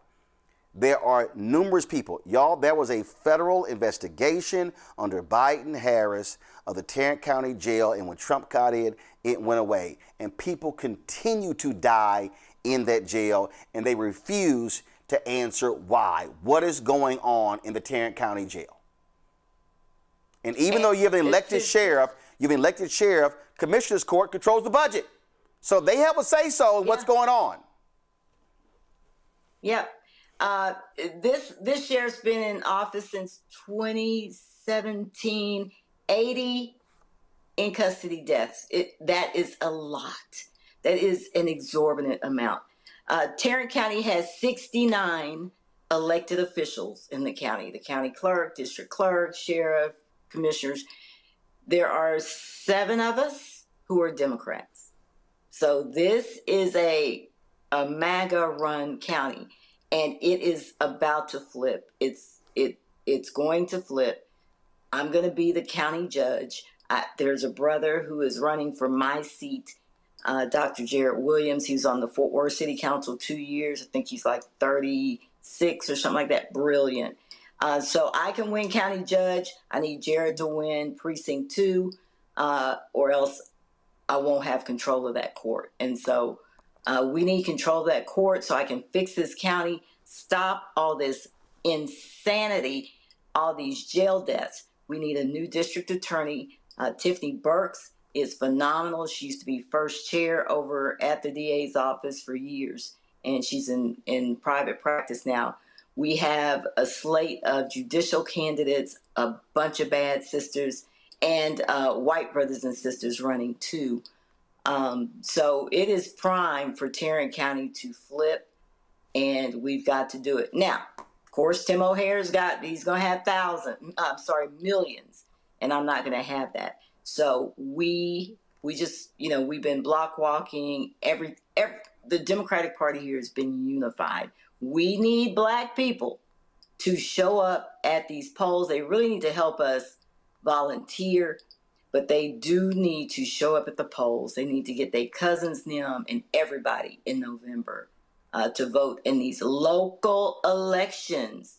Local, because y'all call me when your people get in jail. Yep. And I go see about them. I get them their tampons. I get all that. I make sure all that happens. So that's y'all calling me. Y'all can't get Talarico on the phone. Y'all can get me on the phone and my staff. Questions from the panel. Brian, you first. I guess a question that I would ask you is, how on earth, if you have to, how do you work with some of these MAGA Republicans? Because for me, I'll debate some of these MAGA Republicans and I lose my mind trying to talk to these people, but I don't necessarily have to work with them. So that's my question to you. How do you work with some of these lunatics? How do you work with some of these crazy MAGA Republicans on the right? And as I learned some more about some of the stuff they've done in your district, how do you work with them? God. I go to Commissioner's Court very, very prepared. There's not much they can get over on me. I try to focus on the issues of the county. My staff and I go through that agenda with a fine-tooth comb. I think me and my entire staff of 5 left the office last night after midnight. Because they try to slide so much on the agenda, and they're wasteful. They're dipping into reserves because guess why? Our sheriff forgot to budget for overtime. So don't ever tell me these MAGA guys are fiscally responsible. $7 million, we had to dip into reserves for the sheriff's department overtime. $10 million because somebody screwed up on the Blue Cross Blue Shield employee benefits. So they're not conservative. But I call them out. This man, and Roland can remind you and find the clip, he told me, you sit there, you be quiet, and you speak when I tell you to. And I'm like, oh my God, who, and it's just, they vote against every proposal I want. It could be for, it's for the community. It's for sub-recipients. It's for community groups. It's for people. It's for programs. They vote again. They just 1, 2, 3 vote against it. It is tough. It is disheartening. I am thankful for the advocates. Again, thank God for the great white people, the Latinos, and my brothers and sisters who don't leave me down there. If I couldn't look out in that audience and see those folks, I probably would have crumbled by now. But I'm here for it, and I'm thankful for the advocates. Joe? I'll say the same thing, Commissioner. I said to Jasmine Crockett, you strike me as a real one. Don't take but a minute to see that. But I want to ask you two things. First of all, this recent hearing, you have the overflow rooms. You have a lot of people there going there, obviously scared to death of you running. That's why, they didn't made you special, that they want to actually cut away, hundreds of polling places, right?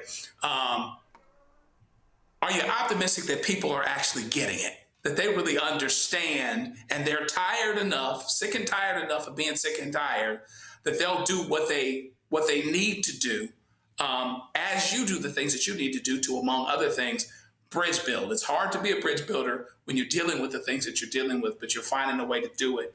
And connected to that, how do those regular folks support your campaign? So, yes, I am very optimistic that people in Dallas-Fort Worth have gotten it. And I'll give you some reasons why. Because Jasmine and I are close. We've been knowing each other since before either of us were elected. When I was NAACP president, and she used to help me with my cases and stuff like that. And so I'm not a Jasmine, so I can't walk into some place and people know me, except now I can. Grocery store, restaurant, and people come up, any ethnicity, I promise you, and say, I got your back. Thank you for doing what you're doing. How do you put up with it? Can I give you a hug? So people are getting it. When I call, they come. All of the organizations, there's all sorts of organizations doing the work, but they are working together. So it can be unity in the community. It could be the Fort Worth Tarrant County NAACP. It could be the Justice Coalition of Tarrant County. It could be United Fort Worth. It could be the Broadway Baptist Church. They all work together, and their focus is on the county. They look at the school district, they look at city council, but our county judge and myself, the focus is on the county, and people I can be in Dallas, I can be in Frisco, and people go, oh my God, it's you. Thank you for doing what you're doing. So, of course, campaigns take money, and so, I don't know if I can do this here. VoteAlisa.com. Yes, you can. Right, Roland? Thank you. And then we need volunteers, and we have a good volunteer cadre, but we need more, because we're on these doors every weekend, and we're expanding into the week, and we're phone banking, and I'm going to need people at the polls, poll greeting. So. And just text people, text them this shit y'all saw today, insanity, and say, this is what's running your county. This is your health department, your county hospital, MHMR, mental health, mental services. The county runs everything. Name something. DA's office, like Roland talked about, Crystal Mason. I don't want an update on the Crystal Mason case, because I don't want to get him started again.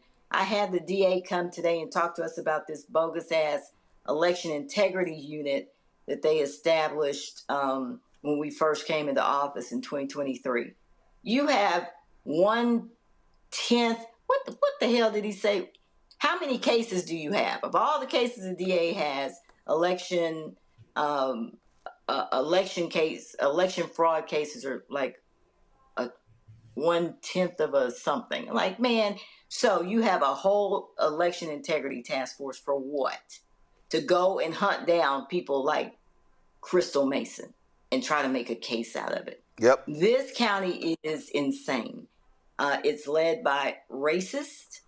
I just told you, 69 of the 69 elected county officials, only 7 of us are minority and Democrat. So, no, we have zero judges on the bench. You hear me?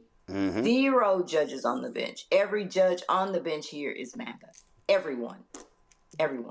Yep. All your district judges, all of them. So, folks, so one, you can get the website. I own the show, so you ain't got it. So, y'all, the site is Vote Alisa Simmons, ALISA Simmons.com, VoteAlisaSimmons.com. And yes, you can give to her campaign, even if you don't live in Tarrant County, don't live in Texas.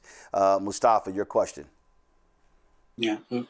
Commissioner, it's good to see you again. My granddaddy taught me that you have to help people to be able to see a brighter day. I'm curious if you could share with folks how the day will be brighter when you're elected. When I am elected, I will respect people's First Amendment rights. I will go back to, we meet once a month. How do you conduct the business of a county? We're the 3rd largest county in Texas, okay? We're the 14th largest county in the country.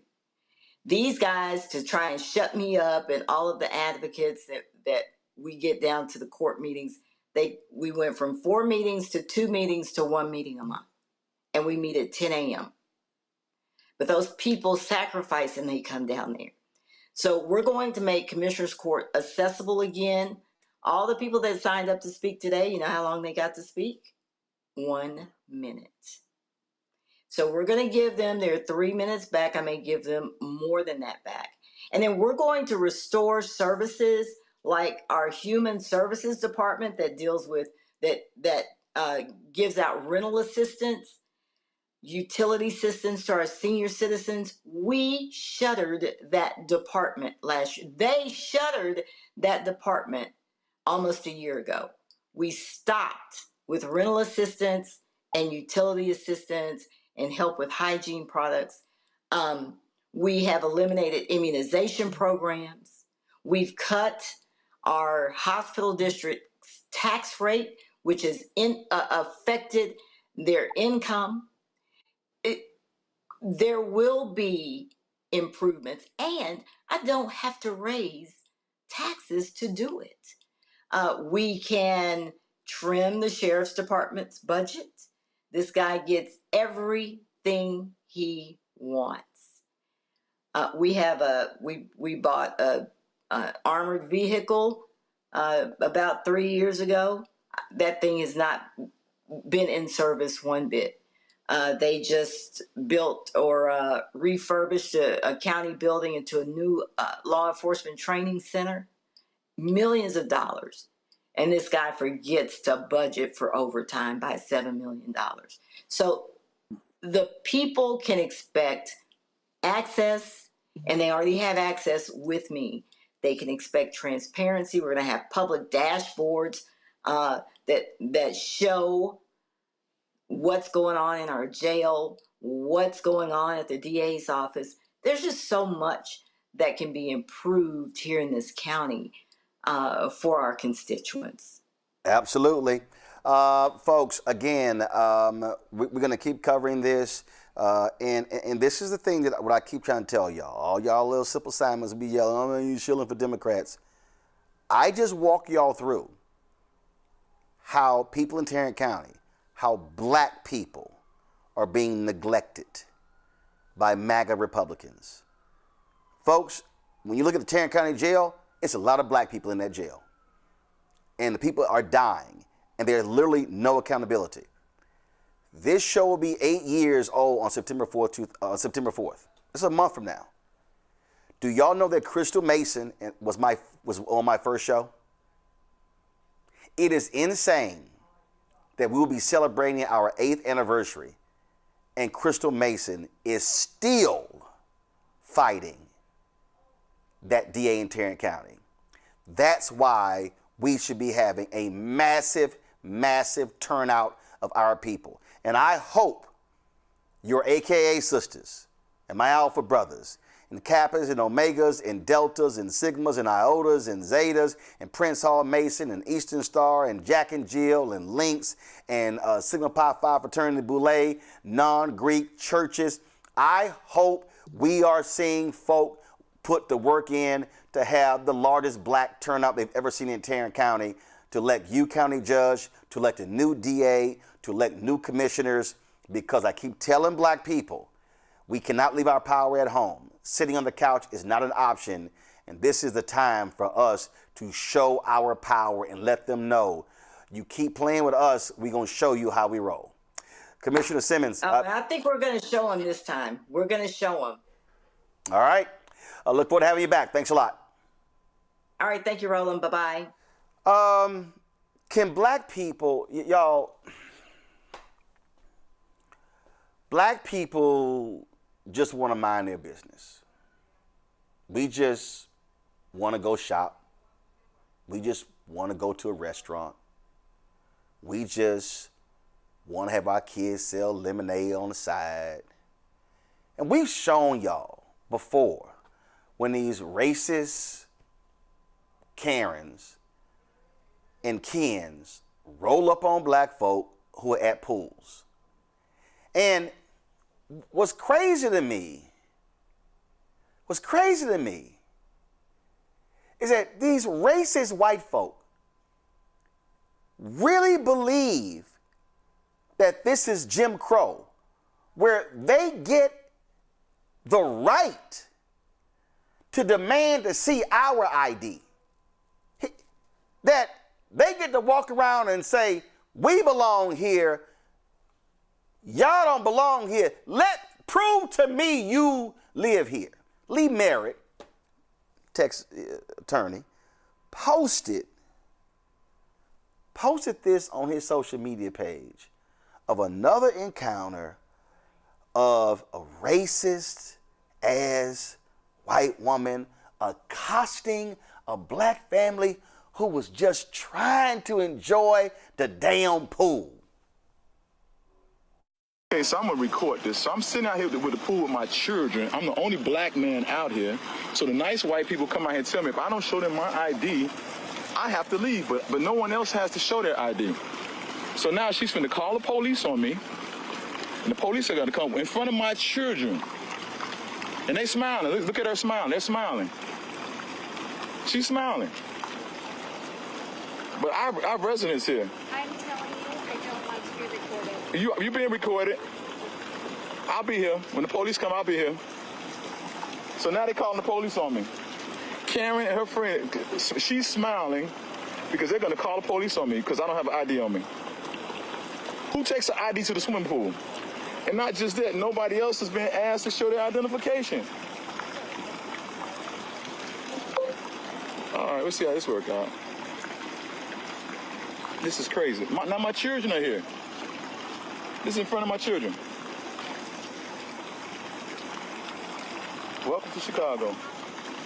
Look at the white man, he's swimming. The guy, there's a kid over there, does he need his ID?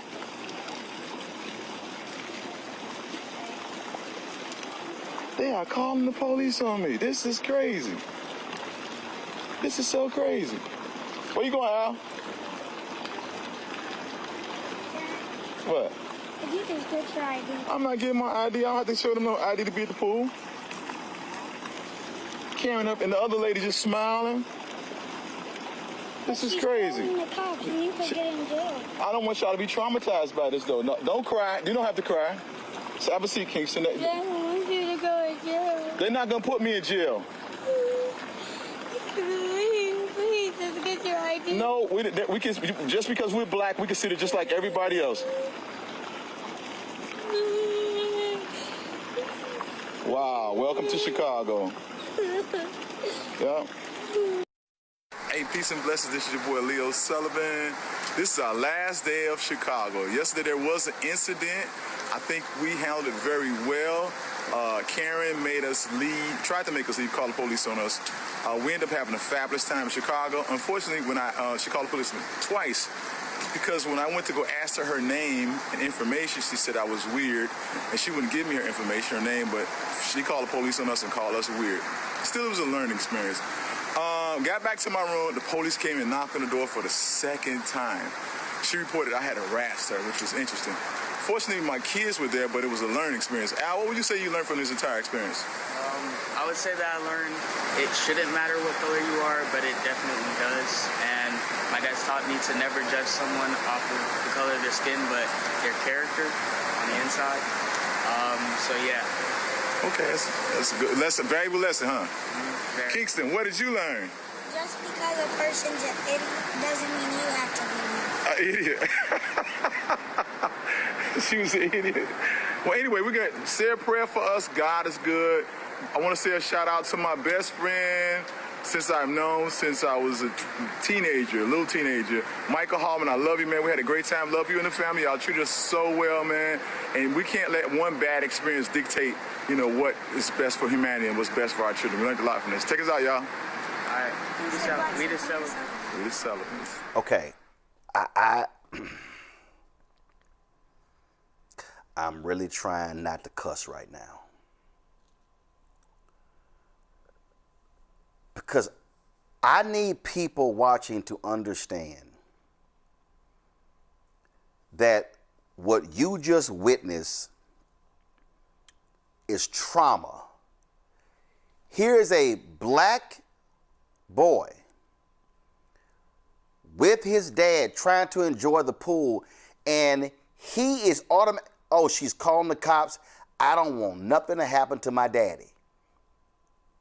Black boys and black girls are witnessing simple encounters turn into crime scenes and then funerals being planned. And this white woman having the audacity, Mustafa, to walk over and question him, but she didn't question nobody else around the pool. And see, when you get these folks who say, "Oh, no, that's just a one-off." No, we had way too many of these videos. And then when we got some folks, well, you shouldn't get that upset. Hell, it ain't happening to y'all. Well, Cassidy asked you for your freedom papers. Cassidy also says, how is it that you could be at this nice pool? Cassidy also says that whenever I say you should get up and leave, you should leave. But people don't realize that it's not 1954, 1964. So Cassidy does not necessarily have the same power that it once does, but they do know how to weaponize it. And of course, the weaponization is, let me call law enforcement and create a narrative that when they come to the scene, it's often in a very confrontational situation. So we've got to understand the dynamics that Cassidy brings into situations, but also, as you aptly stated, also the impacts that it can have on our children if we are not also helping to prepare them for the reality of the situations that still exist inside of this country and the work that we still have to do. And what angers me, Joe, is that we have to be the reasonable ones. We have to not overreact. We have to not get upset. We have to not scare the white woman. Because you saw the man said the cops came knocking his door a second time because of something her trifling heifer had to say. And I'm sitting there going to the cops, wait a minute. Y'all first heard the first bullshit she said, so you shouldn't have believed a damn thing coming out her damn mouth. Right, exactly. And, once again, trying to attack one's humanity. Now, when he asked for her name, it didn't sound like he asked for ID. It sounded like he asked for her name. She stated that was weird, but it was perfectly okay for her to ask him for his ID, like she was the police. Okay? And I understand what it's like to watch your father, watch your hero deal with the police. And when you don't quite understand how important it is to respectfully and clearly stand up and assert your rights. I learned some lessons from my dad watching him do that as it pertains to some issues with his property where the police were giving him trouble and giving him problems, etc. And these boys will never forget the situation. I think Dad dealt with it masterfully. He dealt with it masterfully, and he's got them reflecting. What did we learn? What you learn from this situation and from this circumstance? So we know that, God forbid, they have a police contact or a Karen contact that they shouldn't. They're going to understand what their rights are. and they're going to deal with it the right way. Okay, and so it's a learning opportunity. It's a learning situation. But at the same time, you know, you got to ask yourself, how many times we're going to have to do this with these Karens? Because I'm going to tell you right now, this brother's on the regular, cool, calm, cool, and collected side. Because I know some folk that would have dealt with that Karen, and then the police really would have something to pick them up for. You know what I mean? So she might have got what she wanted, but she'd have had a black eye too. You know what I mean? So she's lucky that this father was rational and the way that he needed to be. And so hopefully we can continue to use that as an example, see that for what it is, and say, as much as we want to curse, fight, whatever it is it might be, where we are morally justified in doing that and having righteous indignation, we know that the best thing that we can do to protect our children, protect our families, is to be seen as following the law, and do everything that we can so that if I've got a complaint and you got to complain, you got to call somebody like me, then hopefully it's because you lived through the contact, and you can move forward from there if you're still around. Brian, this woman is a modern-day Carolyn Bryant. Carolyn Bryant, of course, who lied about Emmett Till. This woman lied. Yep. And this woman felt that her whiteness gave her authority to demand his ID, to demand his name. And if you don't give me what I'm asking you, I'm calling the cops on your black ass. That's literally what she did. Embarrassing to watch, really embarrassing. I have a couple solutions here. First of all, I believe when people call the police like this, and clearly this is a case of racism, that woman should have to foot the bill.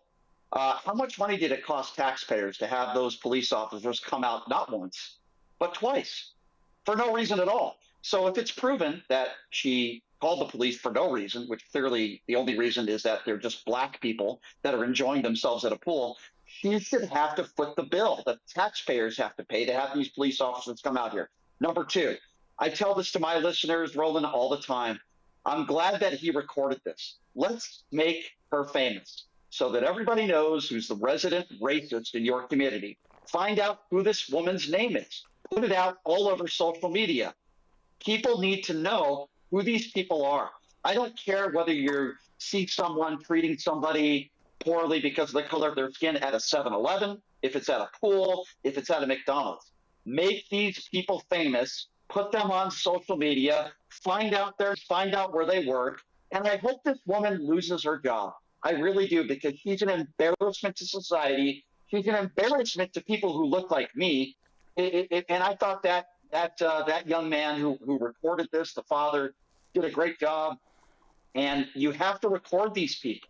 You know, that's why we have cell phones with cameras down. Listen, I agree with you, but let me remind you, the white racists who call that black kid the N-word at the park, the racists donated $750,000 to her. Yep. You're right. So I mean, and there are people like TNC Entertainment, people who are calling these people out, but this is just who these folks are. But when we see this, we're going to definitely show it, because we want to keep reminding folk that this is still happening in 2026. Quick break. We come back. ShopBlackStarNetwork.com segment. All right, folks, let me get personal for a second. My mom had questions about her Medicare, so she called Chapter, a Medicare advisory company, and she texted me right after saying it's a great benefit. It was easy. A real person walked her through the whole thing, and now she understands better what's going on. But it's not just her. A woman in Yonkers wrote in saying the process was so simple, the enrollment was easy, and she was so glad she called. Then there's Marilyn, 90 years old, in Florida, living on Social Security. Her premium climbed every single year north of $400 a month for coverage she could barely afford anymore. So what does she do? She called Chapter. They found her the same top-tier coverage for hundreds of dollars less. 90 years old, and finally somebody in her corner. I hear stories like that again and again from our community. The Medicare system was not built to work for you. Too much fine print, too many plans. Yet Chapter's advisors are independent and honest, the only Medicare advisors that compare every plan nationwide. We're focused on one thing, what actually works for you. If you're already in the right plan, they'll tell you. No games, and people who switched to a chapter saved an average of $1,100 a year. All it takes is 20 minutes. You talk to a real person, and it's completely free help. So call Chapter at 724-264-8281, 724-264-8281. That's Chapter. Let me ask you a question. Why do so many people seem to think they know black men so well? What they think we want, what they think we need. Hell, they even tried to tell us why and how we voted, but never had a conversation with us. Never asked us how we felt, what brings us joy, what makes us angry, what makes us scared. How do we live? That's what this show is about. No translation, because we don't need anybody speaking for us. We can speak for ourselves. This will be a show where we bring brothers on that you don't see on every other talk show. Nope. Brothers that are doing work in local communities with black men for black communities. We're going to hear each other and try to understand so perhaps we can move forward together. No translation, because we don't need anybody speaking for us. Nope. What we need is each other. No translation, right here on the Black Star Network. Check it out. I'm Ryan Wilson, CEO and co-founder of The Gathering Spot, and you're watching Roland Martin Unfiltered on the Black Star Network.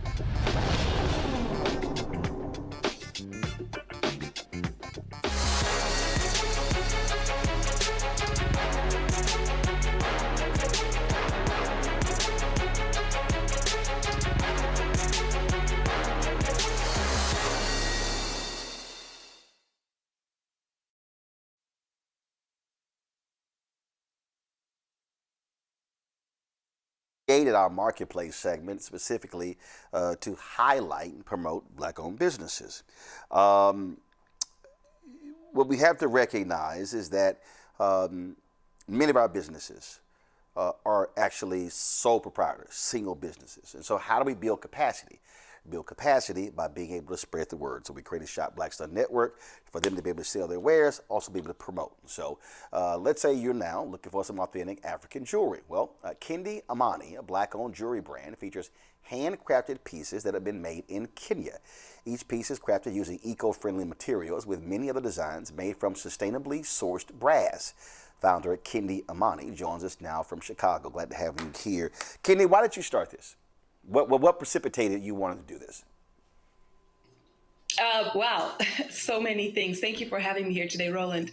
Actually, piggybacking off the segment you just had, I actually had a career in technology, and I worked with many municipalities in introducing body-worn video camera technology. I did that for many years and decided it was time for a switch. The travel that I used to do was great, and in those travels, I discovered a passion that I had lying dormant inside of me for so many years. And that passion turned into this business, which allows me to connect my women back home with my women here. So I started Kendi Amani 8 years ago, and we are a fashion accessory brand. I like to say we are inspired by Africa and designed for adventure. So we have all kinds of items designed to elevate you as you go about your day-to-day adventures. Pleasure to be here. So were you in Kenya, and were you just blown away by what you saw? I'm from Kenya originally. Gotcha. Okay. So yeah. Now, so how long did you live there before you came to the United States? I came here when I was a teenager. Okay. Okay. And so you came as a teenager, and then you said, hey, you know what? I see all this other jewelry. I think our stuff looks better. Basically, yes. So I was always drawn to the vibrant colors that I would see in the marketplaces back home that I would see women making. I always thought it was absolutely beautiful. But because we are from a colonial society, so many beautiful things that we had have been muted over the years, not even just in the US, but even in Africa. So there's this new resurgence of appreciation of our craftsmanship, of our beautiful goods that we can create. And so I saw an opportunity for myself to work with the women there, so creating opportunities, but also showcasing the world what we're capable of, and using these traditional techniques to make modern day pieces that everybody here loves. So now when you say traditional, we say traditional techniques, what does that mean? we bead by hand. So we're not using any machines. We're using the traditional beading methods. Some of our products do not feature any metals. We're using traditional beading closures. And so this is meticulous work that only skilled beaders can do. Each and every bead that you see like on these pieces is placed by hand. And so this is a special craft. This is something you really don't find anymore.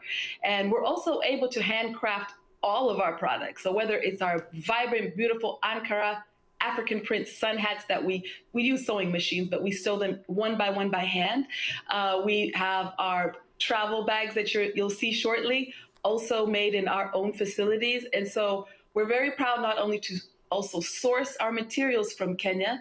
We have our workmanship, mostly women working on these products in Kenya, but we also, the rest of our team is mostly also women in Kenya. So our marketing, our social media, and that's all intentional. We are going to be the answer. Cool. So we have this necklace right here. This of the continent here. What I do like about it, you can zoom in if you can, or another one of the cameras. What I do like, so typically when I've seen necklaces of the continent, it'll be just the continent here, but you actually have this other piece that's attached to it, which I think gives it a bit more character. Right, and that piece you're holding is adjustable. So that is a draw. It's a drawstring. You can adjust it to make it longer or shorter. I thought you would like that, and that's why I included it. But what we do with all of our pieces is we add. I see. Okay, something different. I see right here. You can stand out. I see right here. Right. There's a drawstring. Yep, I see. I got it. We're also creating pieces that work for everyone, and so it's that is cool. Gender neutral. Right, you can make it as long. And so they're functional, beautiful, and again, designed to elevate your everyday look. Okay, all right then. And what do we have here? You have the same piece that's behind me. This is our Maasai necklace in long. I have it on today as well. Oh, Such cool. a statement piece. This is a showstopper. Every time anyone wears this piece, they get overflooded with compliments. Not one, not two. People get stopped everywhere. Where did you get that necklace? And so this is for the people that really want to stand out in their life. They take their life seriously. Like, we've got one life to live here. And so the way you show up everywhere in your everyday life is the journey that we're here to support you on. And so this is a fun piece. It comes in so many beautiful colors, assortments. And what you're seeing right now is my special beading assortment. So that is a custom color combination that I put together, and brass collar, so that you have that regal, that royal look that so many people associate with African culture, because it is. So actually, what I also love about this here, and I know this piece, somebody may think I'm crazy, but a piece like this can actually turn, let's just say, a basic black outfit into something formal. So it would just by putting this on. So that's what I have today. I have a very simple outfit. I have kids. I'm running around all day. When I'm ready to go to dinner, I put on one of my pieces and I'm ready to stand out. I'm ready for anything. So this is designed absolutely to elevate your look. Whether you're wearing a t-shirt, a formal dress, a solid color, a print, these pieces will definitely elevate your look and allow you to be the showstopper that you are. All right then. Okay, so now we have this bag here. So first of all, let me open it up. So yes. Okay, so then we call that. You call this what? We call that our villager tote bag. And so we have a variety of bags. This is just one of them. It's a very functional bag that you can use for your day-to-day work or vacation, or I use it for my kids to transport. Or even now when you go grocery shopping, you got to carry your own bag. And so So you got stuff in here, then you also you've got a zip pouch that's actually, wow, that's a deep, because normally they're not that deep. That's a deep zip pouch. Yes. And then you have where you can put water bottles or something on either side. On each side, right. And then you have the front pocket you missed, very deep front pocket. Oh, right here. I see it, right here. You see that print? A lot of people don't know that that's an African print. And that's designed by intention. I want you to be able to take these pieces out in the world.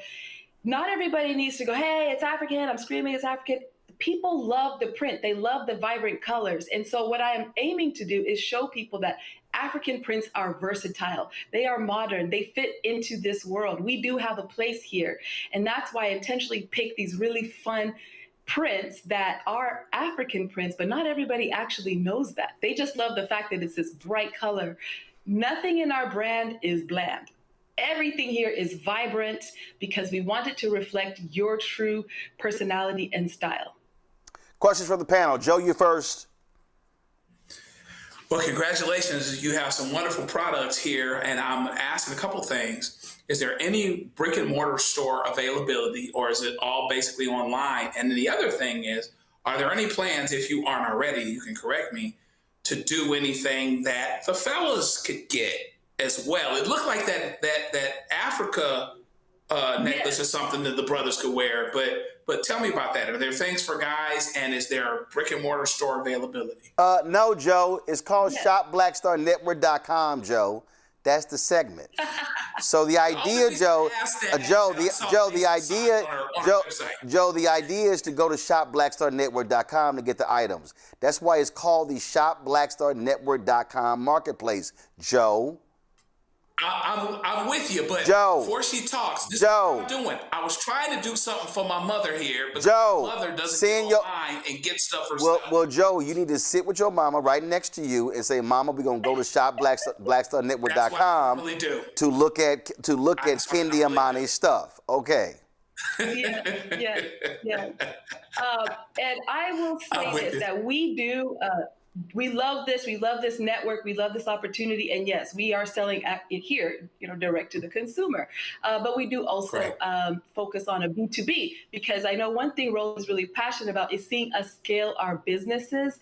And so in order for me to truly scale, I do have to consider wholesale opportunities. And so, yes, sir, we are definitely expanding. We are definitely in a lot of retail stores across the country. So you may see Kendi Amani in different areas. But definitely for today, if you'd like to take home a piece, you can definitely find it on the link that is down below. Yes, today. That is what I will do. So today, tomorrow. We're gonna work it out. So today, tomorrow, next week, you can look at Kendi Amani's pieces on shopblackstarnetwork.com. Mustafa.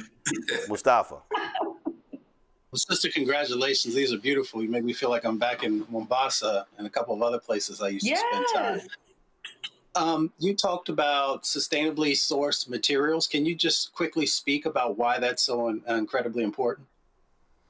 Oh, it's so important. I even want to touch on what you just talked about, Mombasa. So right here, I have a cowrie shell bracelet and a cowrie shell ring. These are from the coast of Kenya, Mombasa. And so actually it's a lot of effort for us to get these cowrie shells from there, to prepare them for our jewelry, and then to get the licensing required by the United States to actually import them here. But it's really important for us to do that and not use plastic. You see a lot of people making imitation cowrie shells and things like that. We're using cowrie shells that we're already finding in nature. And so that's one of the examples of the materials that we use. We use a lot of recycled brass as well to make these pieces. Then we sometimes, some pieces we might coat with gold. But in Africa, this is what you will see oftentimes is brass, and it's just an incredible material to work with because it lasts, it's quality, and it has this beautiful sheen to it, this beautiful gold tone that just looks so regal and elegant. We also consider our sustainability in our packaging. So when you get a package from us, most of the time it's going to be craft recycled packaging. And you may not know this, but in Kenya, we banned plastic bags a long time ago.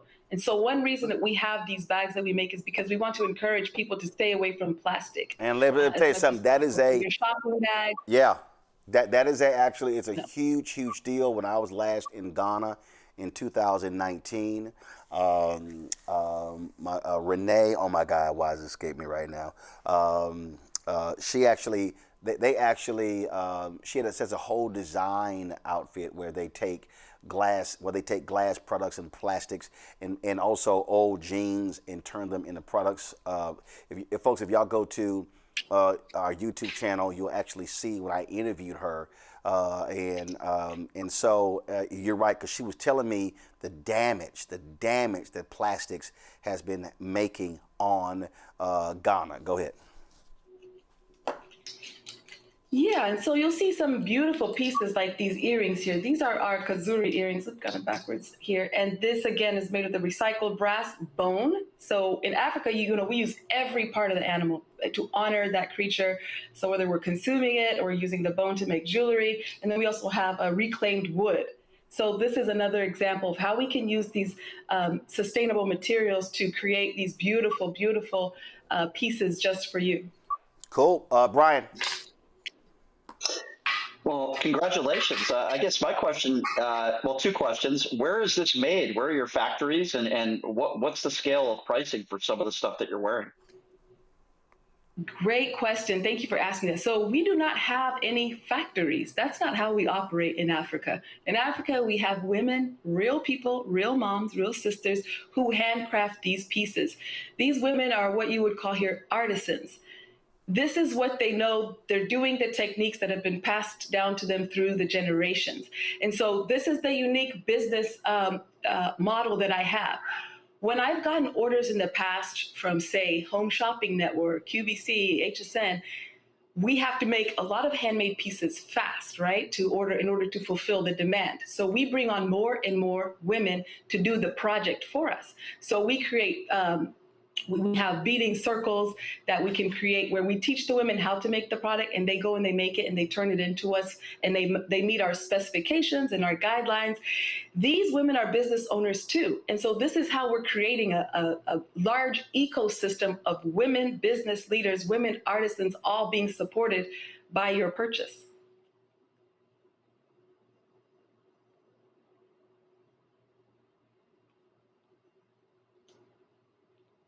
And the second part of your question, I'll just go to that, is the price points. So as far as pricing goes, our items are very attainable, most of them around the $45 price point. And so again, very, very, very attainable, so that you can take something home with you today. Yeah, well, of course, as usual, my dad is watching, and so he wants me to bring the African necklace home. I'm like, dude, come on now. Jesus. All right. So, all right, y'all. So do me a favor. I want y'all to go to shopblackstarnetwork.com. Go to shopblackstarnetwork.com.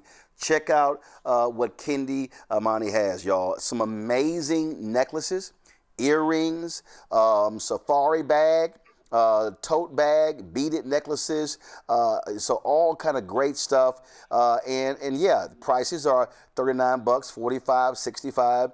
48, 149, 20, 65, 125, 65, 45, 45, 35, very reasonable. And remember, when you buy products, Joe, from shopblackstarnetwork.com, you're also supporting, yes, sir, I got you. You're also supporting the Black Star Network as well. And so that's why we do this. And so, Kendi, we certainly appreciate it. Great job, phenomenal products, and good luck. And I hope our viewers absolutely buy all of your stuff up. Thank you very much, Roland. We appreciate this opportunity. All right, thanks a bunch, folks. That is it for us. That's it for us. Let me thank Joe, Brian, and Mustafa for being on today's show. Certainly appreciate it, gentlemen. Thanks a bunch, folks. Listen, you know, it's so funny. You know, I had somebody who sat here and said, well, you know, why aren't you sitting here, you know, supporting a Black American business?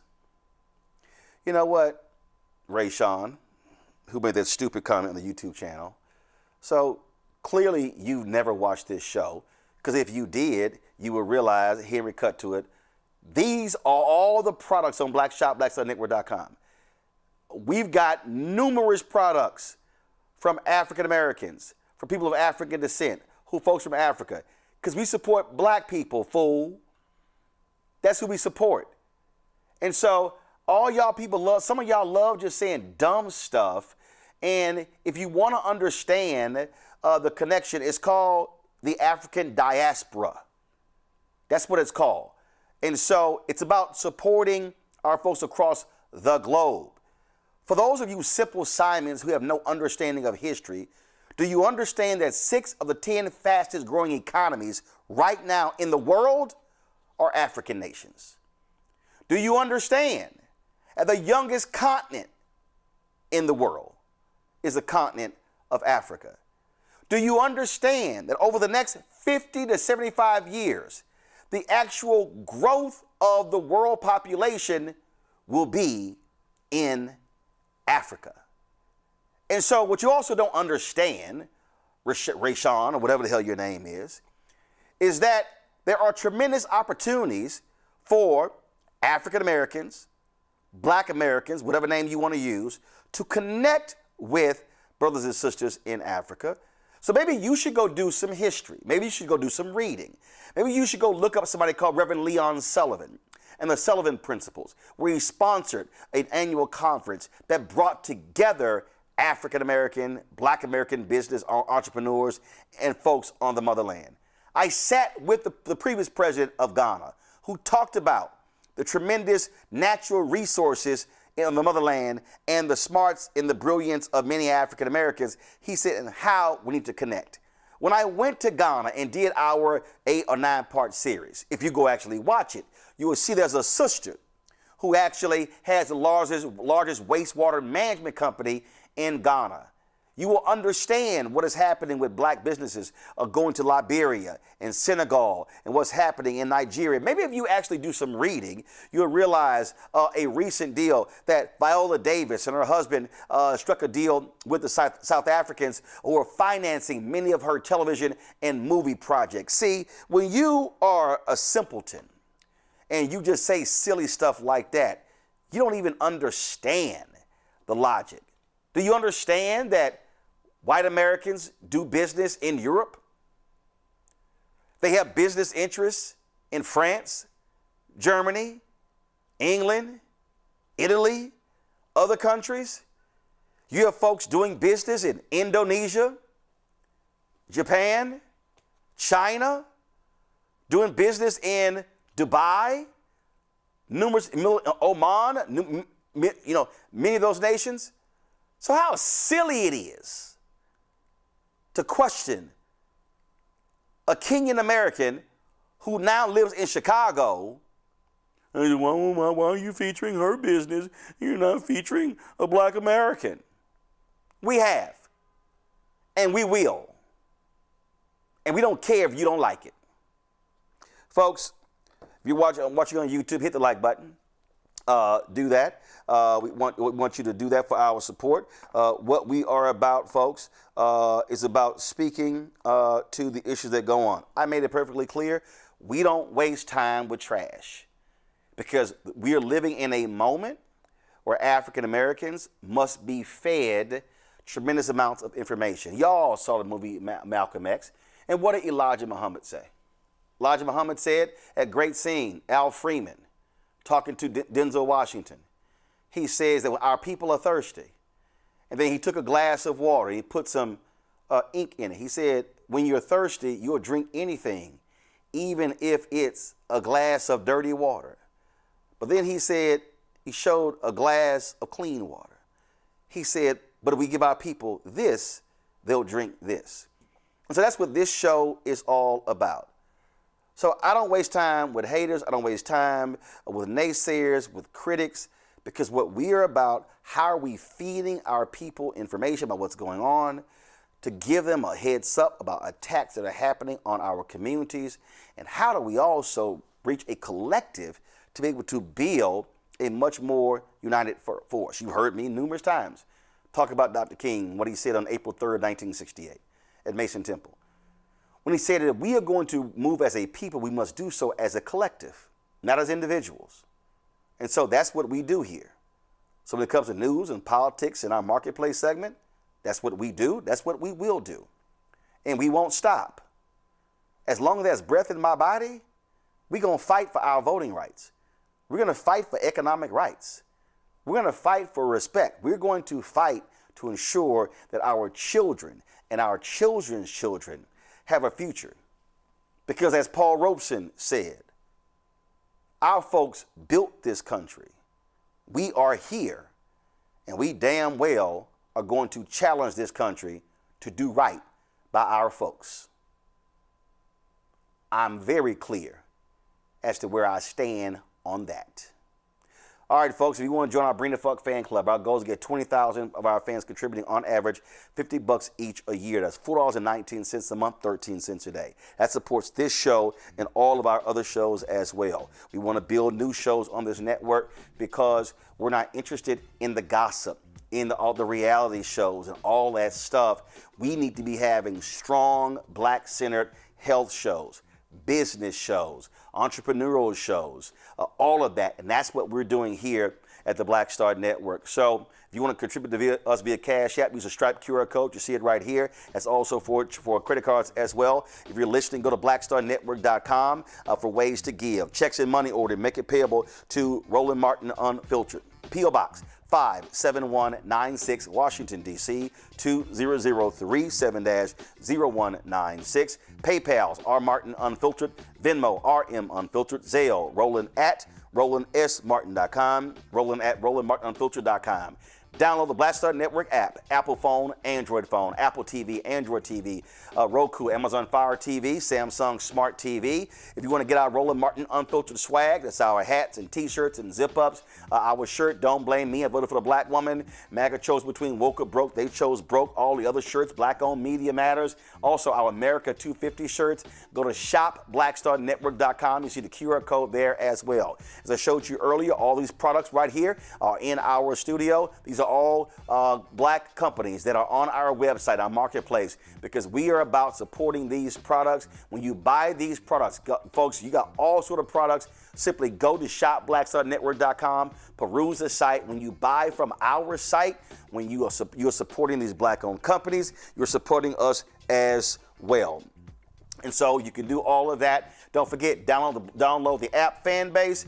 Follow me at Roland S. Martin. And we're going to keep y'all kicking out our information, flooding the zone because of the amazing work that we do. Because, y'all, we stand for our people. Listen, the Harriet Tubman Museum in Cambridge, Maryland, they are ecstatic by us helping them raise $75,000 to repair their door, to repair what's going on right there. We stand up on this show. We fight every day for black people. I can't tell you what other people do. I can't tell you what they should be doing. I know what we do, and we know who we stand for, who we fight for, who we center, and we don't give a damn if other folk don't like it. I'm going to see y'all tomorrow right here, Roland Martin Unfiltered on the Black Star Network. Black owned, black controlled, and also unapologetically black. Holla!